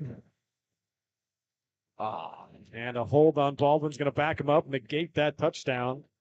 Oh, that was a fun play. We'll take a look at the replay anyways. Take a look. Quick snap to Quick. I didn't see who was on that hold. Who was that? I don't know. Somebody got driven. Absolute tackle. I think that was 56, Jet Rude, the freshman that got caught. So they'll back him up, and second down and goal from about the 14-yard line. Once again, Landry Quick and the Wildcat takes the snap, goes up the middle, and gets chomped down at the ankles. Gain of about 3 yards. Bring up third down and goal from the 11.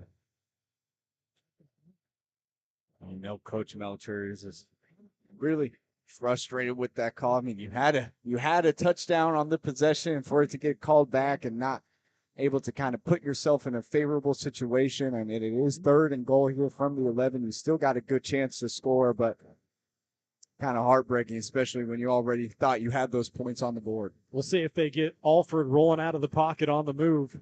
Got 3 wideouts and a tight end and Shannon that's attached. He'll take the shotgun snap, looking left, now right. He'll throw it to his tight end, Shannon. Lowers his shoulder and gets down to the 2-yard line. Good tackle there to save a touchdown by Aiden Winters.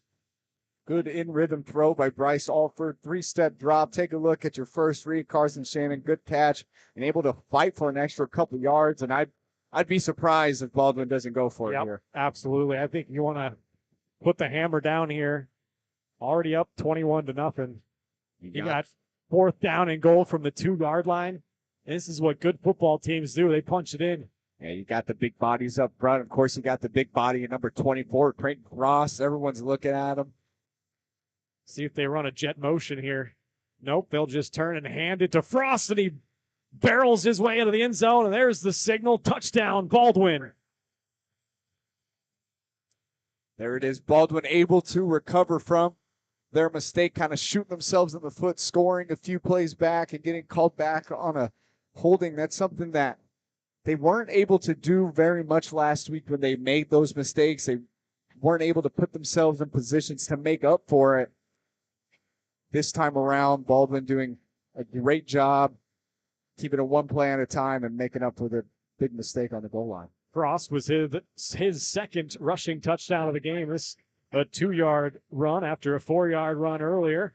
Did that extra point go through? It did, and that makes it 28-0 Baldwin. They are looking good tonight here on the road. Let's take a break and be back with more Bulldog football on the other side. At Baldwin State Bank, we love being a part of the community in which we serve. Our roots run deep within Baldwin City, and our commitment is deeper. Whether it's that dream house you can't wait to call home or the trust of your personal finances, both present and future, we are here to serve you, our customers, our neighbors. Baldwin State Bank, proud supporter of the Baldwin Bulldogs for 131 years and counting. Come see us downtown or online at baldwinstatebank.com. Member FDIC, Equal Housing Lender.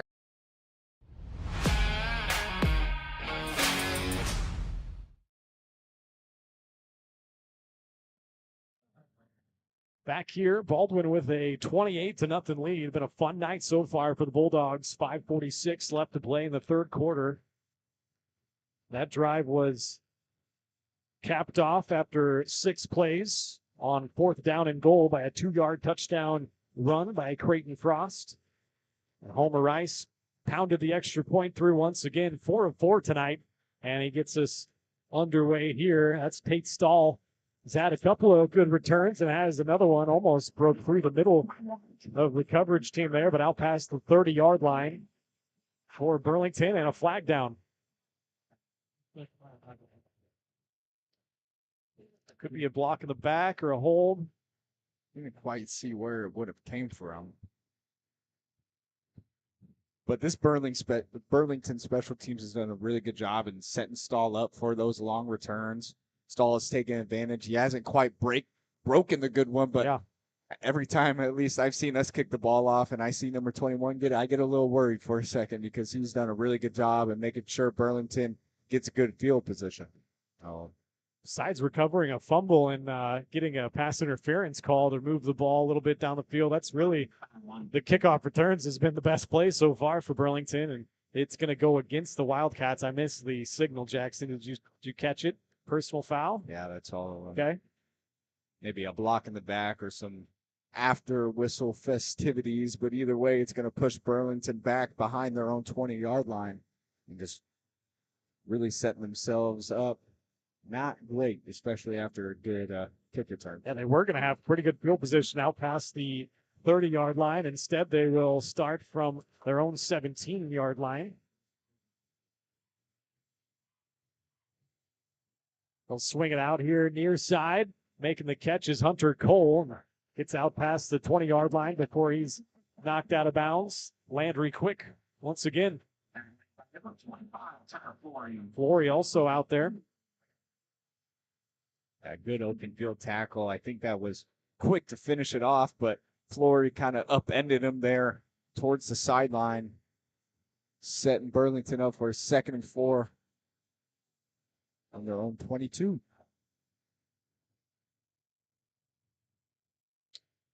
This is the weather that we have been waiting for. That's beautiful, isn't it? It was a little warm today, admittedly. Nice, hot and humid day, but starting to feel more like football weather and a fall evening here in Burlington. A beautiful stadium, by the way. They have done a great job here. Sean Motts looks right side, gets it out complete. That's Aiden Winters, and he is stacked up by the Bulldogs for a loss. And again, this Bulldog defense just showing their might around. So it's all around 5 white helmets. Carson Shannon in on the tackle, and he is going off the field, kind of holding his right shoulder. Stavanis going to take a look at him on the sideline. Brings up a 3rd down. Not 21. No, it's a 3rd and about 7, maybe 6.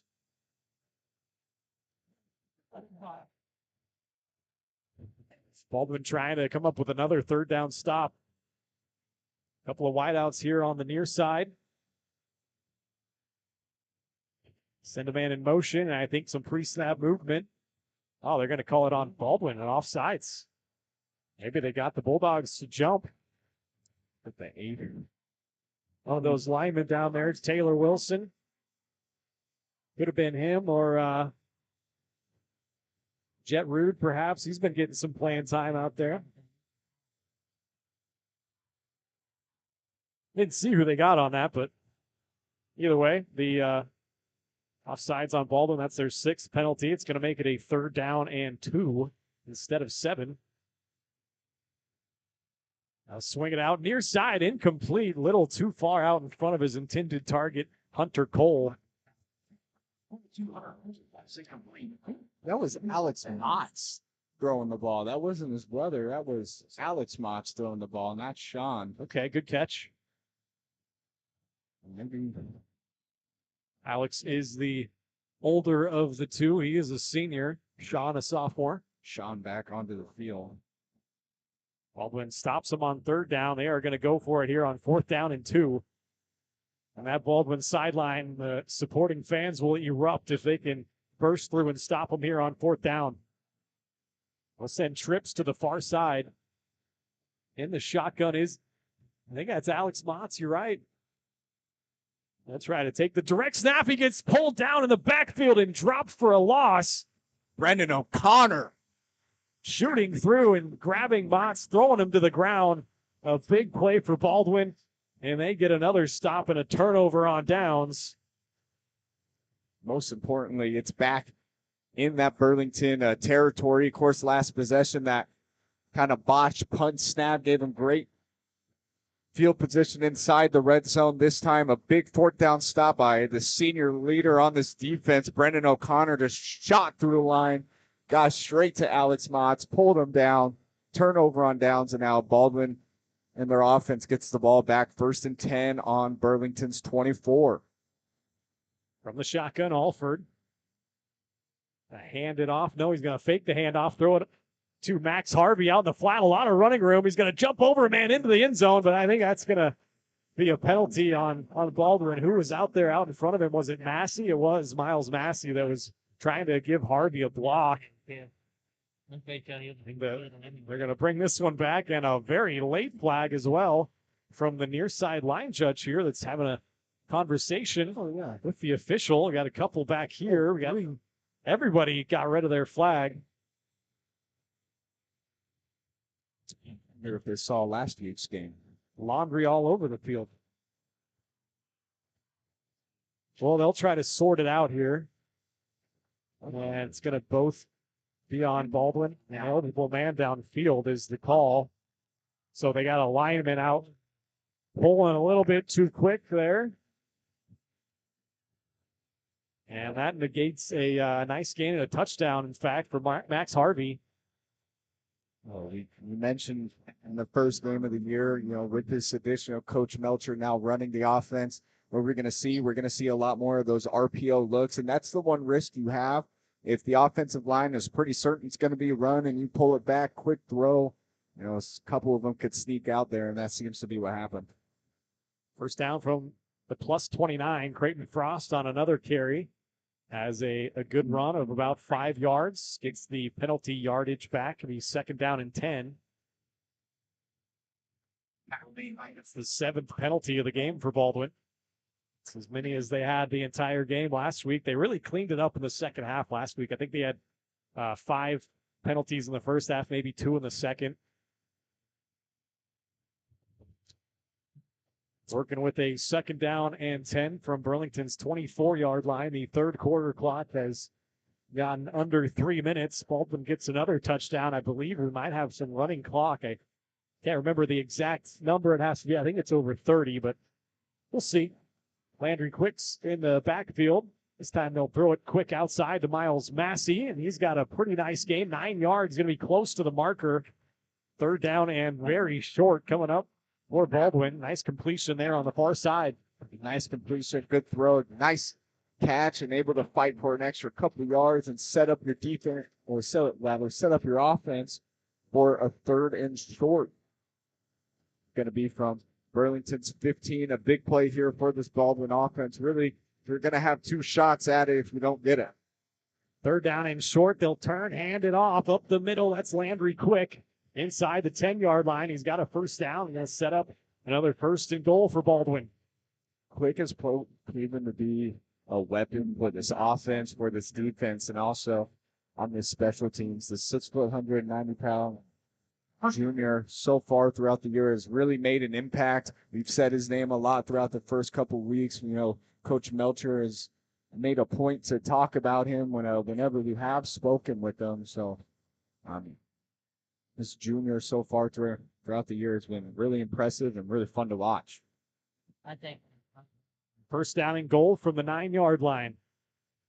Oh, a high snap that time. Coming down with it is Landry quick, and he gets pummeled in the backfield immediately.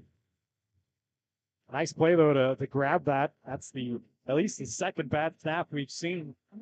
Yeah, second bad snap. I think it's around the third or fourth one that had been too high. Bryce has had a couple opportunities to kind of snag one out of the air, but this one and then the one in the first half kind of getting away from him. Something we saw last week, it ended up causing not a turnover, but a 4th and long last week against Ottawa with a similar situation on a fumbled snap. Under a minute to play in the third quarter. Second down and goal from the 15 after that loss. Alford will take the snap, look quick out right side, has Jackson Root on a screen. Didn't get a whole lot of blocking out in front of him. So he is dropped down right around the line of scrimmage. Not much there on second down. It'll be third down and goal. Likely, Melcher will probably run out the clock here to end the third quarter and set his offense up with the fresh play clock and a fresh clock here. Try to start the fourth. Great first 3 quarters for Baldwin. Been a fun night so far. They're trying to add to it and finish this game off, improve to 2-1. As you're right, Jackson, they'll just let the third quarter clock run out. We will head to the fourth.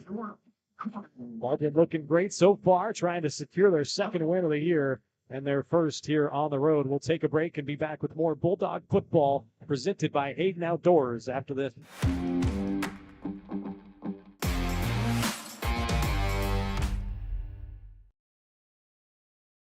Kelly Neufeld and his team at Farm Bureau Financial Services are there to help you prepare for the unexpected and protect your future. With customized insurance plans and comprehensive financial planning, Kelly and his team will help increase your confidence in your overall financial well-being. Come meet the team at their new office in downtown Baldwin City at 714 8th Street or give them a call at 785-594-1055 to set up a meeting with Kelly Neufeld at Farm Bureau Financial Services in Baldwin City. It's your future. Let's protect it.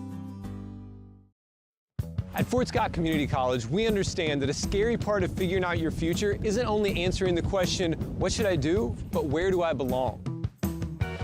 Maybe you belong here, studying animal science or learning about farm and ranch management. Maybe you belong here as part of Hounds Hoops on the hardwood. I don't know where you've been or where you're headed, but I know we're saving a spot for you because you belong at Fort Scott Community College.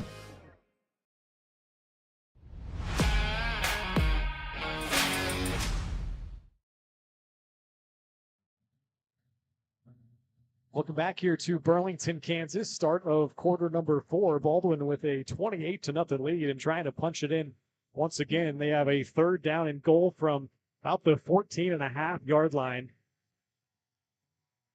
Alford in the shotgun, 3 wideouts. He's looking right side. Now comes back over the middle. Colton Collum catches it and into the end zone for another Bulldog touchdown. What a connection from Alford going through his reads. He went right to left that time, and he found Colton Collum up over the middle. Mentioned it quick through his reads, too, and then he fired that thing in there as a frozen rope over the middle. Colton Collum, good job getting his hands behind the ball, and I'm sure they're stinging a little bit because that thing was fired out of a rocket, and that rocket's name is Bryce Alford. His third touchdown pass of the game, Collum's second touchdown reception. And we got a different kicker here as it is up and good. Jake Browers, the sophomore, pounds it through, makes it 35-0 Baldwin. And things looking good here for the Bulldogs, Jackson. Having a lot of fun so far. I'll give you a little reminder that Baldwin Sports Live is presented by Hayden Outdoors Real Estate. They'd like you to discover the Lone Star Haven. It's a 120-acre farm near Lone Star Lake, Kansas. It offers a mix of open hay fields and recreational opportunities. The farm is perfect for hay production or grazing while also providing an excellent habitat for wildlife. To learn more or schedule a tour, go to HaydenOutdoors.com or call 785-821-2666. Baldwin Sports Live is also brought to you in part by Rice Precision Manufacturing. They're a family-owned company in Baldwin City that services many different industries, from food processing to heavy and light industrial, oil and gas, and many more. With state-of-the-art machine tools, Rice Precision provides a great work environment that offers excellent pay and competitive benefits. It's the perfect place to start your next career. You can find out more by emailing jobs@rice-precision.com. A quick something I want to talk about. I know you mentioned them a little bit at halftime, is this Baldwin boys soccer team. You mentioned they're 5-1. They're outscoring their opponents 25-4. A lot of that is how important the senior leaders have been. I got some names here: Cooper Carr, Camden Koff, Leo Schoenberger, Ethan Smazel, a couple of those guys being basketball players, and I just know from personal experience, you get those three great leaders. I wouldn't rather have any other leaders to lead that squad out. They've had such a special year. I know you mentioned their game. Their next home match is going to be Tuesday, September 23rd. We have a soccer game on the network on Thursday. It'll be at Bonner Springs, and we will be bringing you that one as the kickoff is taken here. Left side, that is Caleb Burke, the sophomore, and he gets tackled down. Wrigley Hamrick was in there along with Max Harvey, Tucker Flory, Ethan Williams all getting up. But yeah, the soccer team, you're right, has been on an absolute tear, Jackson. And just one last thing about that next home game. That's on Tuesday, September 23rd. Varsity play begins at 4 p.m. right after the JV match. It is the 988 National Suicide Awareness Month match. And the soccer team will be collecting donations during the game. So definitely be on the lookout for that. If any of you guys are able to make it to that, definitely donate to a good cause. Got a busy week on the network next week. We got a volleyball match on Tuesday, I believe, and a soccer match on Thursday, and football in Wellsville on Fridays. Motts throws near side, completes it to his older brother, Motts. Motts to Motts. Gain of about 3 yards on first down. Not much going offensively. They have not had any drive, Burlington, over 4 plays, Jackson, if you can believe that. They only have 1 first down. That came in the first half. It's been a struggle for Burlington, but an absolute masterclass by the Baldwin defense. This time, Mott's going to roll out left side. Dylan Van Horn slings him down. That's the first time, really, this year we've called Dylan Van Horn's name. Big flag on the play. It looks like it's going to be on Casey Hamrick at the bottom of our screen because the ref is talking to him. They must have been John at it, getting at it. But not to cover up, that was a great play. That's the sophomore Dylan Van Horn. Got through like 2 or 3 linemen just to get there and was just able to grab a piece and use those long, strong arms to pull down Knots. And depending on what they call here, it's going to be an interesting call. My eyes were on the football. You saw it, Jackson, down here on the near side. Yeah. And it's going to go against Baldwin, the preliminary indication. Yeah, it looked like Casey was getting a stern talking. Holding on Baldwin. Defensive holding. That's interesting on a but I guess he got a hold of the receiver and I think he pulled him down. Okay, that's fair then. Something like that. Either way, with how this Baldwin defense has been playing tonight, I imagine that they will make up for that mistake as they have done throughout the first half. Penalty number 8 for Baldwin. Motts hands it off up the middle. Hunter Cole gets some good yardage that time. That might be the biggest gain on a run. 7 yards there on first down. Burlington offense starting to kind of find the rhythm, they're really going to want to capitalize on that mistake. I mean, that would have set up a 3rd and long or a 4th in a difficult situation. But now, after that penalty, you get a long run. Now this offense is finally starting to move. Yes, it might be a little bit later than you wanted, but it's still an opportunity that you want to take. 2nd down and 3 from their own 43-yard line. Taking the shotgun snap and looking deep down the middle of the field was Motts. His intended target was Tegan Smith, his tight end. Good coverage on the back end that time by Wrigley Hamrick.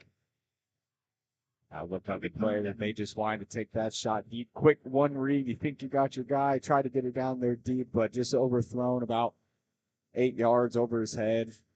Setting up a 3rd and 4 from your own 42. Likely 4-down situation here for Burlington. Clock ticking away, under 7 minutes to play now. Baldwin with a big 35-0 lead. They got a big game coming up on the road next Friday night at Wellsville.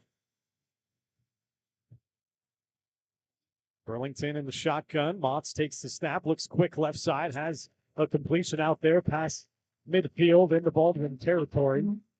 And a 3rd down conversion as he finds his older brother Alex. Burlington Wildcats.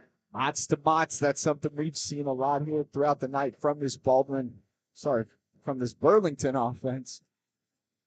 There we get another 1st down. Was that their second of the game or third of the game? The one came on a penalty earlier this drive, so if you want to count that, but a couple of 1st downs now on this drive. That is their first 3rd down conversion, and past midfield into Baldwin territory at their 47-yard line.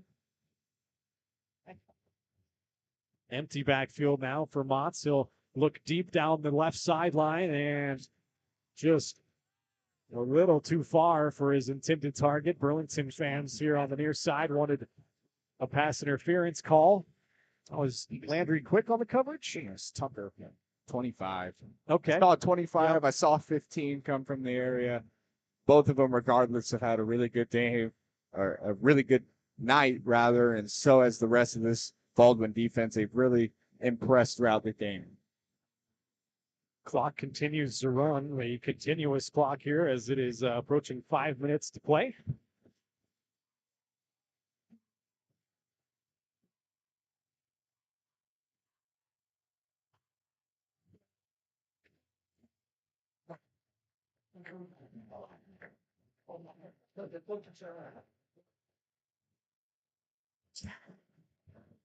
Quick pass play out left side and corralled in the backfield that time. Was that Ty Daly? It was Ty Daly on the tackle. Got a little interruption there. They had to let us know, Jackson. They got some pizza for sale at the concession stand. I almost bolted out of here. I appreciate it. Yeah, no, I mean, got an open window right here. Might finish this thing up. Yeah. Get a head start in front of you. So a nice play that time. Ty Daly gets a tackle. And behind the chains, 3rd down and long. Timeout going to be taken. No, the official's stopping the clock. See what's happening here.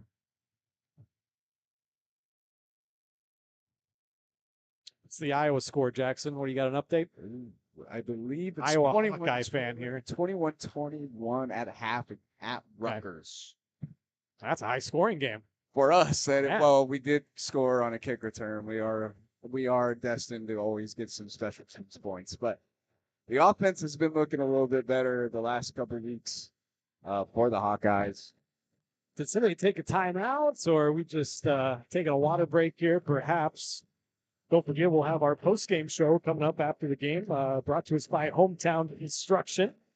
They're bringing trust back to the roofing and exterior businesses. No more corner cutting, just real craftsmanship and real-world experience for the most lasting results. Call Hometown Construction today for your free estimate and experience the breath of fresh air they bring. Hometown Construction, where hometown service meets peace of mind. That pizza does sound. Yeah, now I'm hungry. They should have done that. They really didn't. Because you got a heck of a drive coming back. First of 4 road games here for the Dogs. as back underway here. They didn't take a timeout away from anyone, so I have no idea what just happened, but better to be honest than anything. Pizza too. There's a handoff and a big game that time for Alex Motz. Lowers his shoulder and has enough for a first down.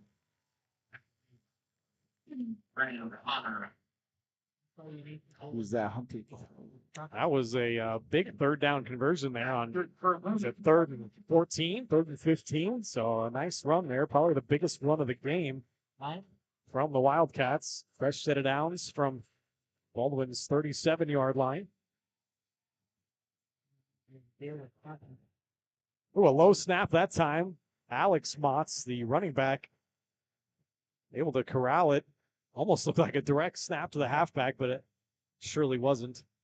Yeah, Sean Motz looked quite surprised the way that ball was fired towards his ankles. That was a really nice play from Alex Motz to kind of save that, because if he wasn't able to get a hand on that, that was going to go at least 10 yards past him. So good play, way to get back to the line of scrimmage and just a quick mental reset and get back to the line for Burlington. We'll also be handing out our Player of the Game award after this game. That's brought to us by Farm Bureau Financial Services. A lot of candidates. Yeah. The deep big game so far, yeah. Mott's going to run speed option with his brother out far side and gets wrapped up and driven back. First there was Landry Quick. Max Harvey and Creighton Frost came in to finish him off. The defense today for Baldwin has just looked explosive. Lights out. Yeah, as soon as the ball gets snapped, I mean, you see 3 or 4 hats just going straight to the ball. But we've done a really good job of making sure we know our assignments, keeping track of those motions. We talked about we're going to see a lot of those swing plays from Burlington, and Baldwin, for the most part, has done a really good job in keeping those contained. Trips far side. Alex Motz, the lone wideout here on the near side. Sean takes the snap and looks for his older brother on the near side, and a little bit too high. Casey Hamrick, good coverage. Motz is passing to number 7, Alex Motz on the play. Just a little high, though, from Sean Motz to his brother, but you mentioned a great play to recover from Casey and disrupt the catcher. Even if you can't make a play on the ball, you see the ball's in your opponent's hands, you just got to make hard contact any way possible, and good job to force that incomplete pass. You know what's interesting, Jackson, is there's no longer a running clock. I think that stoppage might have been the coaches agreeing to not do the running clock and kind of just play the rest of this game out. Maybe get some more reps. Yeah.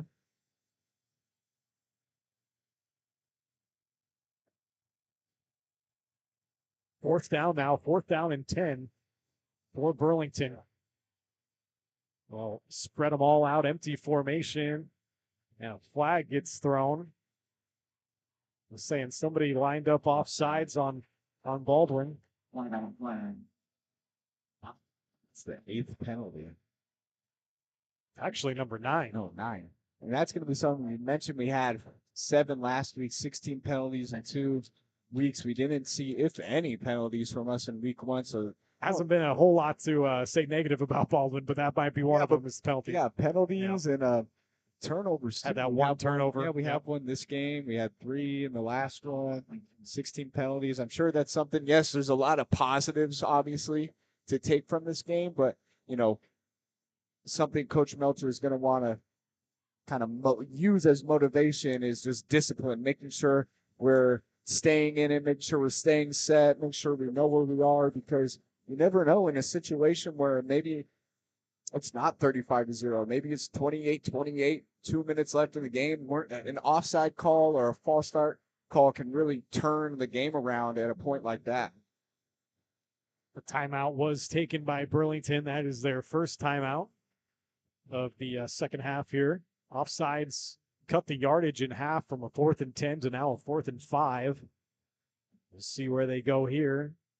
As Jackson hinted, though, that Baldwin defense has been outstanding here this evening. Everyone from that D-line all the way back to the defensive backs.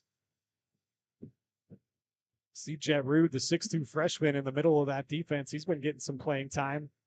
I like pointing out the freshmen that get some varsity playing time and contribute quite a bit. Pretty impressive. Back to pass is Motts, and he's going to get sacked. Spun and taken down. Creighton Frost making a big impact on the defensive end. We've said his name all night on the offensive end. He's had a heck of a game to running the football and now making a difference there in the backfield for Baldwin's defense. Man still down for Baldwin, trying to get a number on who that is.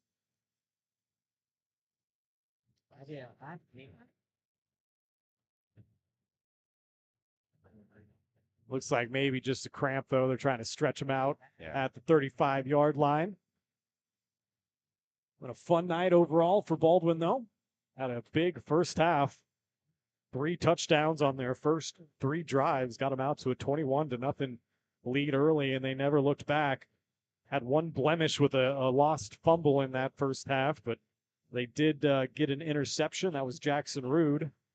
Other than that, they have forced 2 punts and 4 turnover on downs. The 1 turnover on downs was a punt, but a bad snap and a wild play. He threw the ball away. Why happened? I've never seen that happen from a punter. He's got to scramble outside the tackle box first. Get it across the line. That is Jet Rude, but he looks like he did make the recovery. He's walking off on his own power. So good to see. Likely just a cramp, which is, you don't ever wish for an injury, but if there's something to happen, a cramp is about as good as it gets. That's another positive, really, is getting out of here with no injuries. I mentioned earlier in this game last year, the week 3 game, this was a game that really hurt Baldwin. No pun intended. Bryce Alford was injured, Ryder Nye, a couple other guys. I think Ethan Williams went down as well. So it's just staying healthy. That's the number one key. Yeah, it was really after that game that the wind got taken out of Baldwin's sails for the rest of the season. A run up the middle. Things a little bit chippy down there.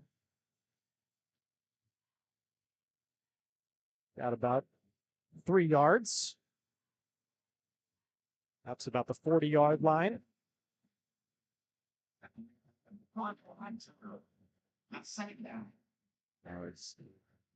In a game like this, it is fun to kind of watch those guys who usually don't get to get these opportunities on the varsity field. You get to get a little taste of maybe later in the season if those guys can make an impact, or even looking forward into next year.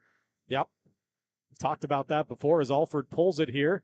Got to be careful, stay healthy as he's still trucking ahead, dragging tacklers out to midfield, and another Baldwin first downs. That was him pulling number 7 on the defense. That's Alex Motts, a 5'8", 170-pound running back, DB, linebacker. He kind of does it all. We've seen him line up at quarterback this game. We've seen him catch a lot from the wide receiver spot, and he's kind of played all over on that defense. But Bryce Alford kind of took him for a ride a little bit right there. Under a minute to play now. Baldwin just running the rest of this clock out, and they are going to improve to 2-1, heading into a huge district matchup in Wellsville as they put the ball on the ground once again. I think Alford jumped on it. A little Landry quick. Oh, okay. On the handoff, trying to get it to Wrigley Hamrick, but little exchange fumble there. They got it back. Lucky to get it back because there was two Wildcats got in the backfield early there. It looks like Coach Melcher is going to run the game all the way till the end and close off what is an excellent 35. Important win for Baldwin, really. You had a big week 1 win at home against Iowa, and then a disappointing week 2 against a very good 4A football team in Ottawa. And then the way you respond is you come on the road for your first road game, and you put the hammer down to the Wildcats here, and they're going to win this game 35-0. We'll take a timeout and be back with our Hometown Construction postgame show. This has been Bulldog Football on Baldwin Sports Live, and it's presented to us by Hayden Outdoors Real Estate.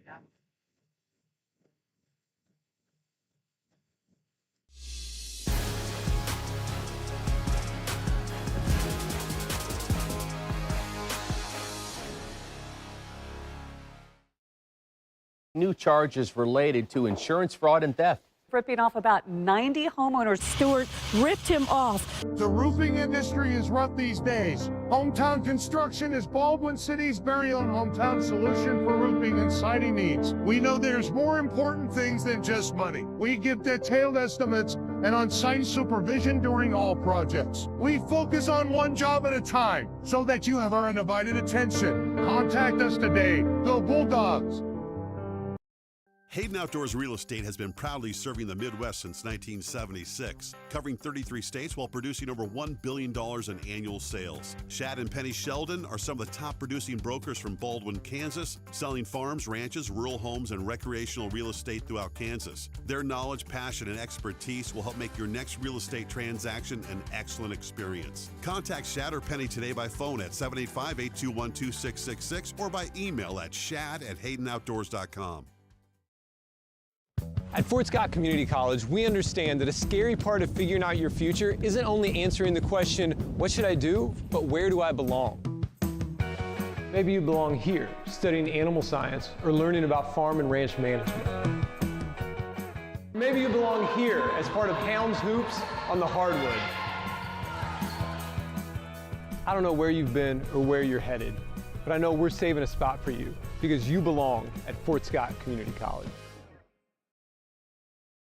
At Baldwin State Bank, we love being a part of the community in which we serve. Our roots run deep within Baldwin City, and our commitment is deeper. Whether it's that dream house you can't wait to call home or the trust of your personal finances, both present and future, we are here to serve you, our customers, our neighbors. Baldwin State Bank, proud supporter of the Baldwin Bulldogs for 131 years and counting. Come see us downtown or online at baldwinstatebank.com. Member FDIC, Equal Housing Lender. When it comes to building your dream home, quality matters. For residential or commercial, Jetmore Construction and Cabinetry brings precision, passion, and Baldwin City pride to every project. They specialize in complete home builds and custom cabinetry to help your dream space become a reality. For a free quote, call 785-248-0698 and follow them on Facebook to check out their latest projects. Jetmore Construction and Cabinetry. Built local, built right, built for Baldwin City. Lamb Roberts Price Funeral Home is honored to be your choice when the difficult time comes to plan a lasting tribute for your loved ones. There to guide you through the process from beginning to end with each family's unique traditions and beliefs in mind. Visit lamb-roberts.com to see all of the services offered, including their online pre-planning tool, or call 785-594-3644 to visit with the caring professionals at Baldwin City's only locally owned funeral service and cremation service provider, Lamb Roberts Price Funeral Home.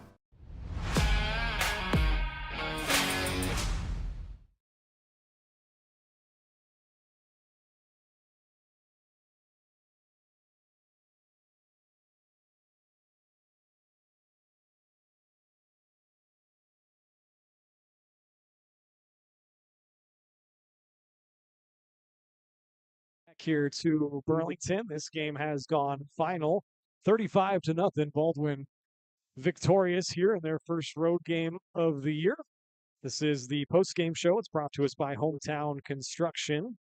At Hometown Construction, they're bringing trust back to the roofing and exterior businesses. No more corner cutting, just real craftsmanship and real-world experience for the most lasting results. Call Hometown Construction today for your free estimate and experience the breath of fresh air they bring. Hometown Construction, where hometown service meets peace of mind. Time now to hand out our Player of the Game award. A lot of worthy candidates. Me and Jackson kind of going back and forth here during the commercial break on who it should be. A lot of worthy guys. Alford had 3 touchdown passes. Frost had 2 touchdown runs. I've already given them, each of those guys, Player of the Week. So I think we're going to look elsewhere. Jackson Rood had a great game, but we're going to go with Landry Quick. I think that he really had a great game, both on offense and defense. He was flying around on defense all around the field, in on a lot of tackles, and offensively had some nice runs as well. So Landry Quick is going to be our Player of the Game. A lot of worthy guys, like I said, but if you got to pick one for me, he was very, very impressive here tonight. Player of the Game is brought to you by Farm Bureau Financial Services, insurance and investments, wealth management, and financial planning. Farm Bureau Financial Services is there to help you prepare for the unexpected and protect your future. Call today and set up a meeting with your local Farm Bureau team at 785-594-1055. It's your future. Let's protect it. Let's protect it. Pardon me. Let me take one more break here, get some more spots in that I need to squeeze in, and then we'll wrap this thing up with a little drive summary and the stats that we have. This has been Bulldog Football presented to us by Hayden Outdoors Real Estate.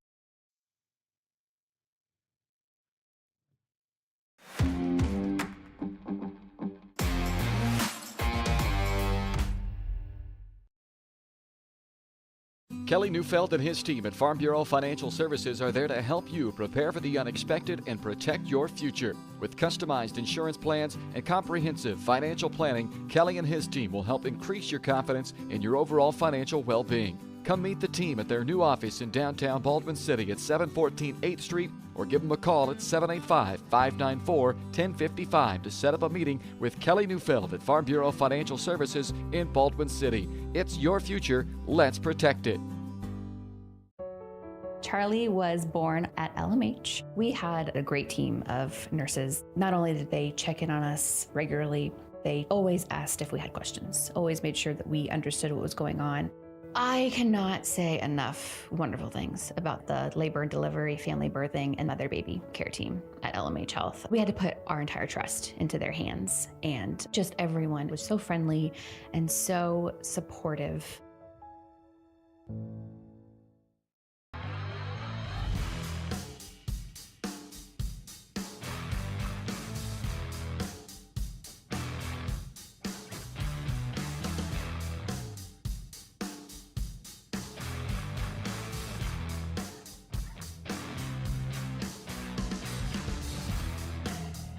See the full lineup at hersinc.net. Call 913-247-3530 or just stop on by.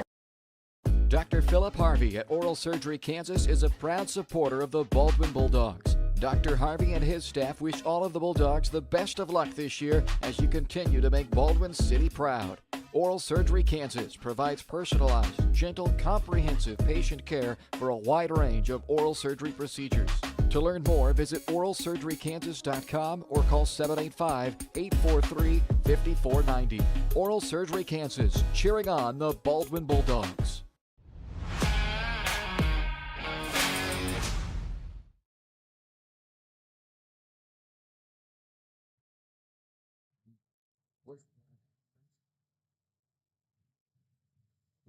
On the post-game show, I think I actually lost my camera somehow, but anyways, let me just summarize the drives and we'll get out of here. Baldwin had a great start to the ninth, 3 touchdown drives on 3 straight possessions, a 41-yard pass to Collum, a 4-yard run by Frost, 35-yard pass to Jackson Rude. Those put them up 21-0 early. They did lose a fumble on their next possession. That was kind of the one blemish of the game for Baldwin. And then their 2 opening drives of the second half, both touchdowns as well. A 2-yard run from Frost and a 15-yard pass from Alford to Collum. Bryce Alford ends the game with 3 touchdown passes, 2 to Collum, 1 to Jackson Rude, and Creighton Frost with 2 rushing touchdowns. And defensively, they might have been even better. Forced 2 3-and-out punts on the first couple drives, a turnover on downs, and then Jackson Rude came up with his second interception of the year, I should say, to late in that first half. And then turnover on down, and turnover on downs in the second half. 3 straight for Burlington.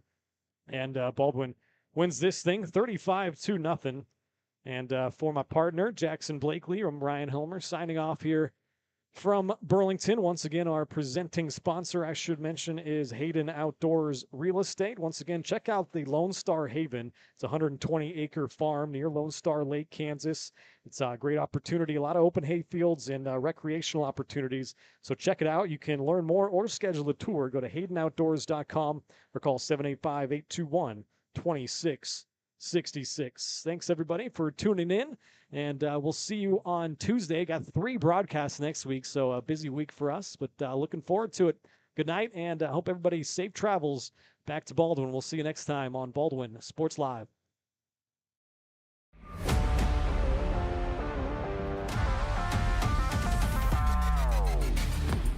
From the gridiron to the hardcourt, the pitch to the mat, don't miss any of the action.